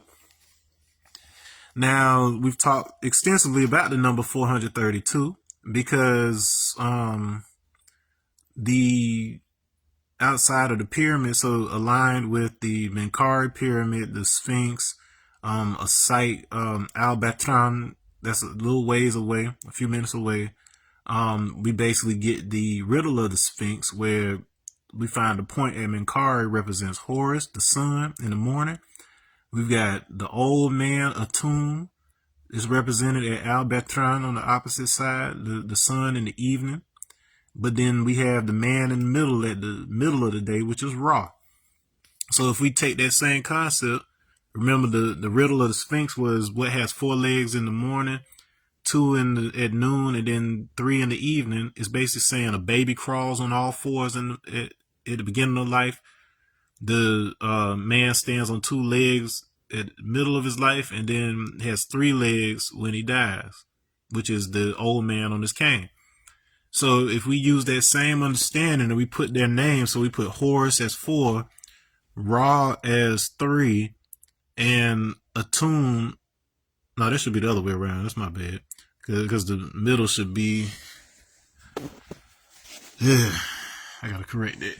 Yeah, Atum should be my man with the 3. I don't know, is that what I even wanted to do with that? Or was I doing it in order? I don't know. I probably want to deal with that on a... I don't want to approach that. So it would be 432 would be Horus, Atum, and then Ra. However, if we look at it position wise, remember it was the sun in the morning, then the sun in the afternoon, and then the sun in the evening. Then that order would be Horus, Ra, Atum. So in that regard, we have a sequence. And the question then becomes, why am I switching the old man and the sun at the middle of the day? So in a previous video, I also talked about how Horus represents the outside circle, so the enclosure. Atum represents the point in the middle of that sun disk, like an atom, a point like Alma. But then Ra represents the connection between those two things. So we got a point in space, then we've got radiation that's coming out of it. So that's basically what gives us a sun, and that's what gives us Ra. So there's some interesting combinations you get out of that with the letters. The most interesting is that when I put it in this order that I've arranged them in, you see this word emerge. And I just learned what M means. So HRRT, so hort, actually spells blossom. And then we talked about how the word, the Egyptian, so that's the Egyptian word for blossom. Blossom was one of the meanings of Thales. So Thales meant to blossom, which also gives us a etymology associated with blood and the flow of blood. So we're right back at Thales of Miletus, who lived along the Meander, which is this winding, magnetic field. Okay, so Thales of Miletus is the application of this winding magnetic field to the blood. That's how we get DNA. So that's what he's really talking about. M, I learned just this morning. That's why it's not up on the board. In Egyptian, simply means in. So now we've got blossoming in. So flowing in. So we are talking about what is flowing into us, what information is coming from that crown into the body. So that makes it even better. Okay, and so magnetism, we're dealing with radiation, was shining in, which is the 20th letter of the alphabet. Reich means to shine. Was it 21st? Hold on. Let me make sure I got that right. Let me see. Reich. Let me see. 20. That should be. I know it's Ra, so it's Ra in the Arabic, and then Ra is the name of sun god. So yes, I think that works. And then so that's the truth. So when we say power is the truth of what Ra actually is, the truth of what the sun actually is telling you got this electric point in space from which you have radiation happening. And so that frequency is associated with 432. Pyramids, they rise up to a point. The obelisks, they rise to a point. This is what they're showing you, how a receiver catches those signals and then projects it as a physical image. So the point where the sun is actually a receiver that is then projecting what we see as sunlight. Is what all of this stuff is basically telling you. It's basically a sound that's being received and it's projecting it as an image. Radio wave being projected as an image. Okay.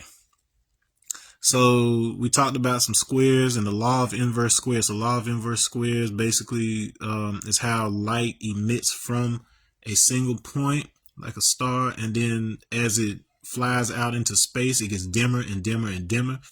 That same rate that light dims, we've been able to apply to the way that the shells of atoms work. So the farther an electron is from the nucleus of an atom, the more energy it has to have in order to be excited out to it. So those same processes are being described in these different structures, like the pyramids and the different myths. Okay, I put milk the snake here because there's some etymology behind these different letters and stuff we got. That basically, I was talking about Wef earlier and divide and the milk, and it had to do with the sidereal day. So the movement of those stars and dividing them into constellations. So that's where that 12 comes in again. 12 constellation. There was 13, but then that 13th can be looked at as the one that embodies all of it. So it was one body that was broken up into 12 other bodies. You got the one sun in the daytime, and then you got all the different stars and constellations at night. This is the same thing being represented by Jesus and the 12 disciples. If you look at Jesus as the sun, son of God, literally sun in the sky, and then you look at the 12 disciples as being the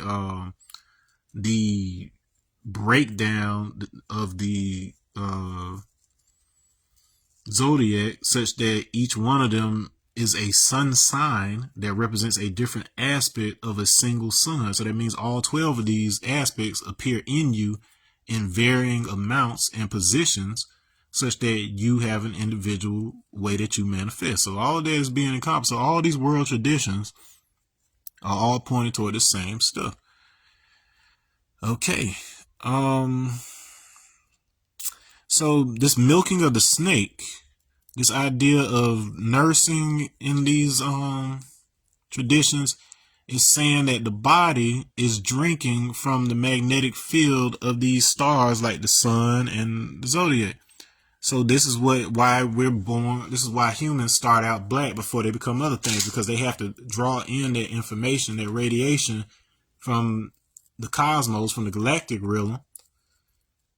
And then once we have a stable form, then we can start diversifying among ourselves, and that's how you get to other races.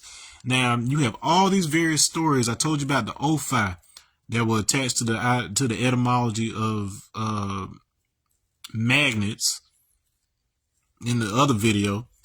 And you have this myth about these women. It's something they tell in Spain and other places called the Moora. And so you'll hear that sound, that Moor come up. So the Moors, Mauritania, and so on and so forth. Well, the Moors were supposedly these snake women who, if you left milk out for them, they would like either grant you wishes, or they would protect you, or they wouldn't steal your children or something. Well, that is just a super racist version of the idea that the people who are associated with the divine feminine by having dark skin receive impressions directly from the radiation of the sun and the surrounding radiating bodies, including the radiation of the earth.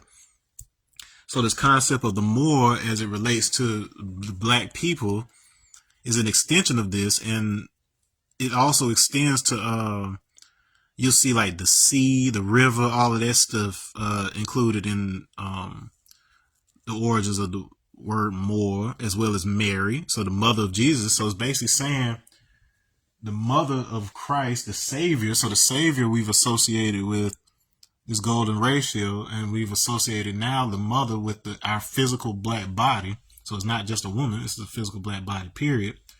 The incorporation of those things is what brings about the Christ, which is to turn or rub, smear, anoint, to paint.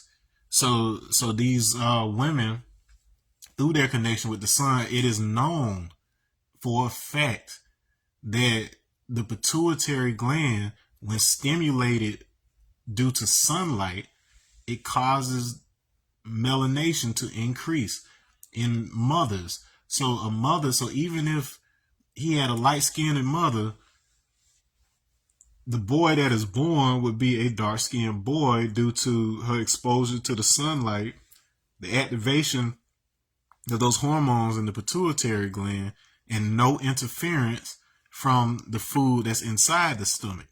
As long as the sun is the one sending the signals, it will activate melanation. So this is how I have a light-skinned mother, but then I'm not super dark, but I'm probably the darkest out of my mother's children due to my dad. Okay, and he wasn't even super dark. He was just like regular dark skin, and then my mother was bright skin, and then I came out the color I did, somewhere in between that. But part of that does involve whether you have more influence from the magnetic field of the father or the magnetic field of the mother. The father is an external radiator force, and then the mother is the body. So depending on which one has more influence, that's how the child's gonna end up looking. Because my father was the darker of the two, I ended up the darker one as the first child. Okay. That was in those days when my mama played in the sun, like, cause she didn't even realize she was pregnant with me at first, so she spent a lot of time in the sun. Whereas by the time she get down to the last few children, you know, she's more off of her feet and she's inside, so more of the dietary vitamin D is influencing the formation of the child in the light skin. This ain't even no joke. All right. So the idea of the rivers, the other explanation that's given for the origin of the word more has to do with the rivers when they're not flowing quickly or they're not emptying into a body of water. They collect that water, and the vegetation and things that die into it create muck, and so the water becomes dark. Likewise, back when Pangea, when all the continents were still together, you had these pools of water and rivers that existed on the border of what is now South America and Africa. So this was a connected pool. So in other words, you had these dark, murky waters, but you also had these dark people who emerged from this region. And so when the continents split, they remained hidden in the forest or whatever they had to do to protect themselves. And then the only bones and stuff that we end up finding later on are these hominids that have left their original hiding places in these swamps and forests and stuff of that nature. And then this is how you end up with the stories of monkey evolution and all kind of other shit, where these are just isolated incidents, not a representative of everything that happened with evolution on this planet. We've been here a lot longer than they say, and much of that evidence, the physical evidence of that, is because these remains and stuff are either in sacred areas or areas that are so old that much of that stuff is buried at this point, especially if there are flooding events. Okay, so what does all of this add up to? So this is the coup de grace and where we ended. Let me see what time it is. Oh boy, we've been going almost 3 hours. Good. So this is the last thing for this particular thing. So it's what I call the Phi Tables. So a while back, I discovered, after I figured out there were words inside of these numbers like the golden ratio, once I learned more about the meandering and about Strophodon, I got curious where if I took a 12 by 12 grid influenced by these measurements given in the Bible, and I applied that Strophodon going left to right and then right to left, or alternatively top to bottom and then bottom to top, what would happen? And so I created 3 grids. Now something interesting happened on the second grid, and then this is why this 4-3-2 order is important, because we have the second tablet of 3, so second of 3 tablets, line 4, that's the code. The second of 3 tablets, line 4, this is what the 432 hertz is hiding. And then we've associated 4 with Horus. So the horse, the cherub, the serpent, the skin, the origin stuff. This is where that's coming from. Where did we come from as a baby? How did we start off? It's line 4. Well, even more importantly, we had those squares. So remember, we're dealing with light, and we're talking about the way that light comes out from its first point. So light follows that law of inverse squares as it comes out. So we don't just want 4, we want 4 squared. So we got something that happened at 2 squared, which is the 4th line of all 3 of these tablets. You had something that happened at 3 squared, which is the 9th line of all these tablets. But what we want to deal with today, like if you want to go back and create one of these on your own to see what the first tablet says, you can do that on your own time. But the important thing I want to show you is the 4th one. So that would be line 16, because 4 squared is 16. We want to deal with 16 because it's that 1 and that 6. It's that 1 and that 6. It's that same 1 and that 6 that we keep on coming up with. So this is why we want 16. So it just so happens that the 16th line on these 12 by 12 grids happens to be on the second of 3 tablets, line 4. So everything that we're talking about lines up here.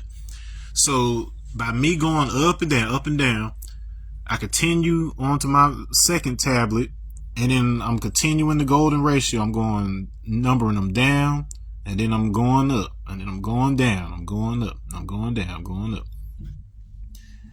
Both geared, so the original, so these old Ethiopian scripts, at least Mariotic, and then keep in mind Mer is also the word that the Egyptians used for pyramid, so Mariotic, so pyramid language. We're going left to right, just like how we read in English.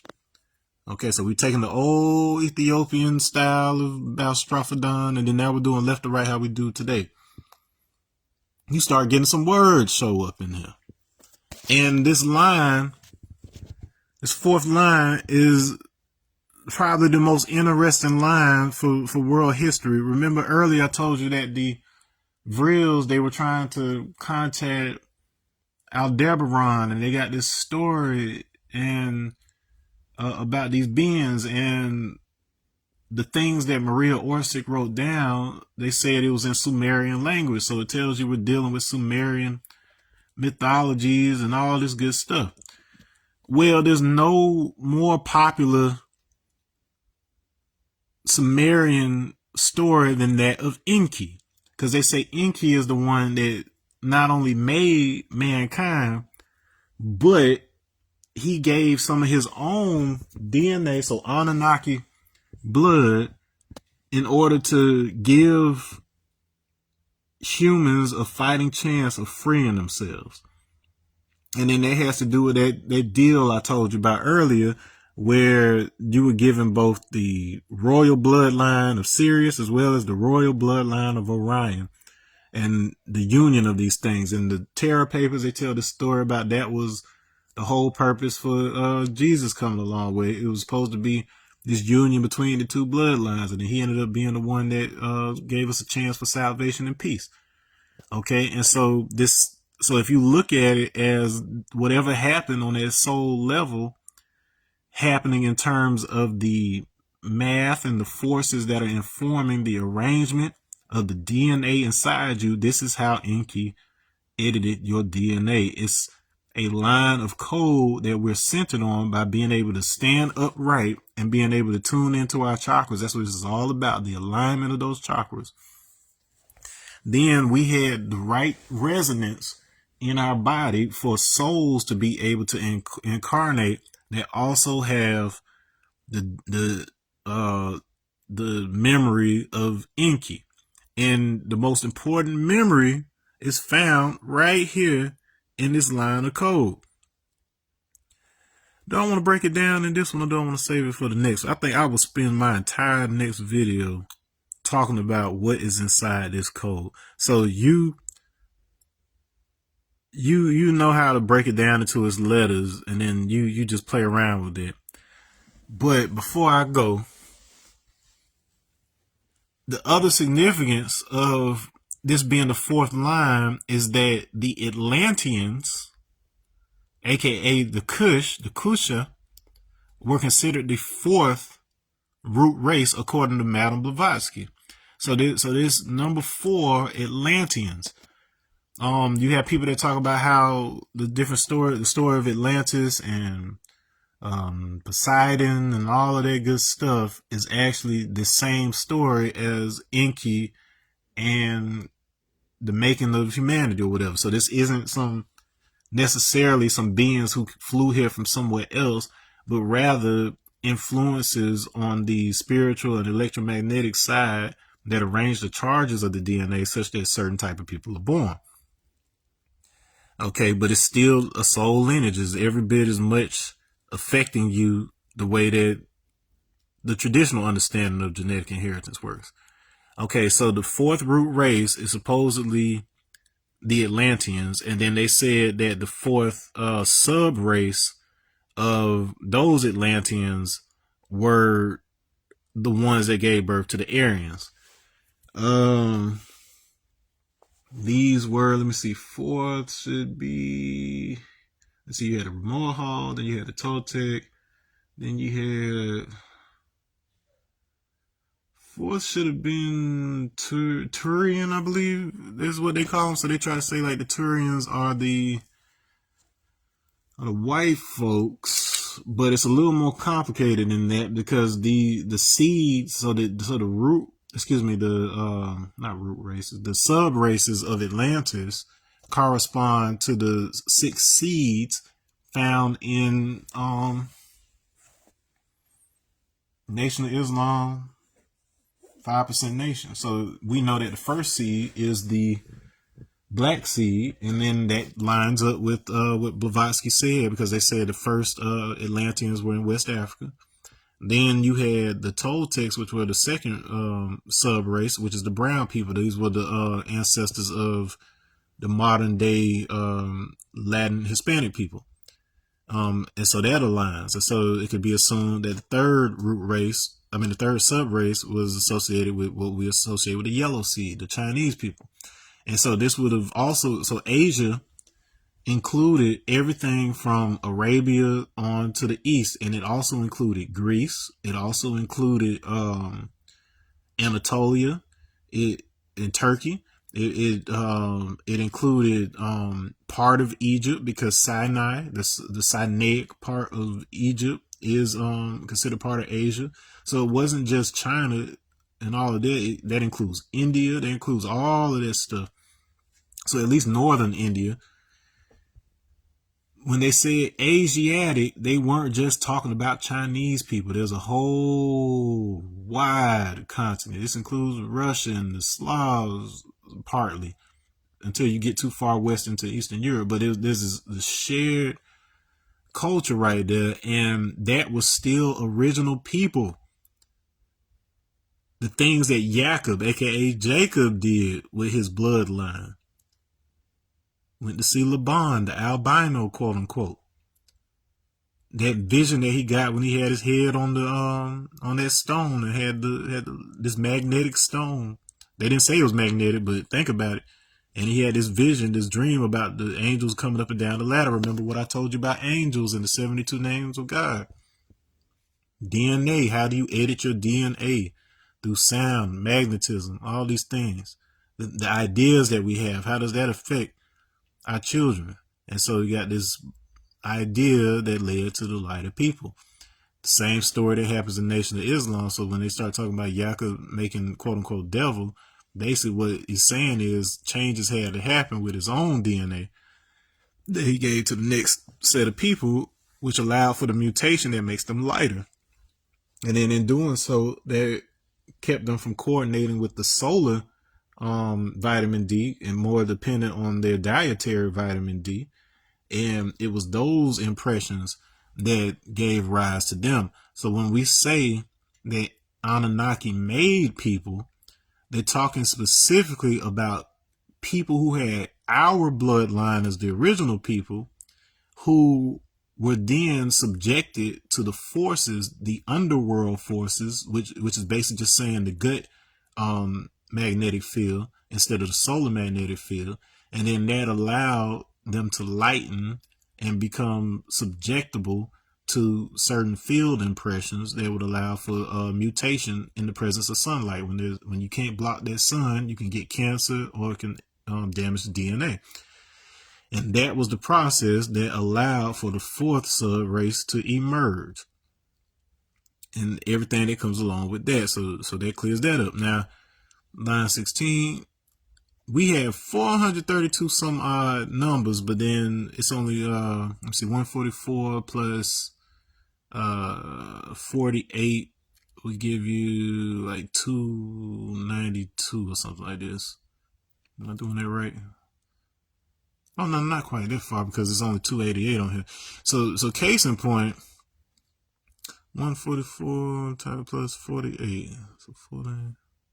So 196. Okay. So we had the ability to start calculating around that many numbers. So I'm calculating for like 200. It was about 1853 when that happened. And so if you start looking at the dates of things, 1853, we're right in that area where you're starting to have like the influence of Madame Blavatsky's writings and the Coming Race book that was published. That was talking about like Vril society and stuff. This is basically telling you what were the types of thoughts that were pieced together during that time that ultimately led to the actions that brought forth the type of Aryan race that we end up seeing during World War II. So it wasn't that was reflective of what the Aryan race is supposed to be, so much as there were certain thoughts that when intercepted around this time were going to lead to things unfolding according to this line of code. And so I ain't gonna go through the whole thing. I'm gonna break it down in the next video, but just to keep you tantalized and make you want to come back. 5 is E, 14 is N, H is so 8 is H, but then remember in Hebrew it's pronounced K. So N K. We got a K here, so 1 is K, and then 9 is I. So we got Enki. We've got the 2, so we got a K as a H and then K as a K, and I'll explain why that is next video. But this gives us a mystery already. Why on earth is this Sumerian God that is said to have created humanity? Peace, Mershon. Why is this Sumerian God who is said to have created mankind, why is his name appearing inside of the golden ratio? And even better yet, with all these scholars, all these people who studied this stuff their whole lives and built careers and made lots of money off of this, why has nobody else pointed this out until now? And it's because they did not know, because they were not properly initiated. They didn't go through the process and try to bring the world together. All they did was try to use these legends and try to use this history to divide people and try to make one set of people seem superior over the other. But the fact of the matter is, when you learn how to tap into your own body, your own field, that magnetic memory that's associated with your melanin's interaction with the sun, you start getting and understanding these patterns just like I did. And that's why I've been teaching you this workshop. But they've never told you before, why is Enki's name showing up here in line 16 of these 3 tablets and line number 4 on this particular one? I'll get into that in the next one. But on that note, I'm going to flip the camera. I'm going to say peace. And I'll see you in part 6.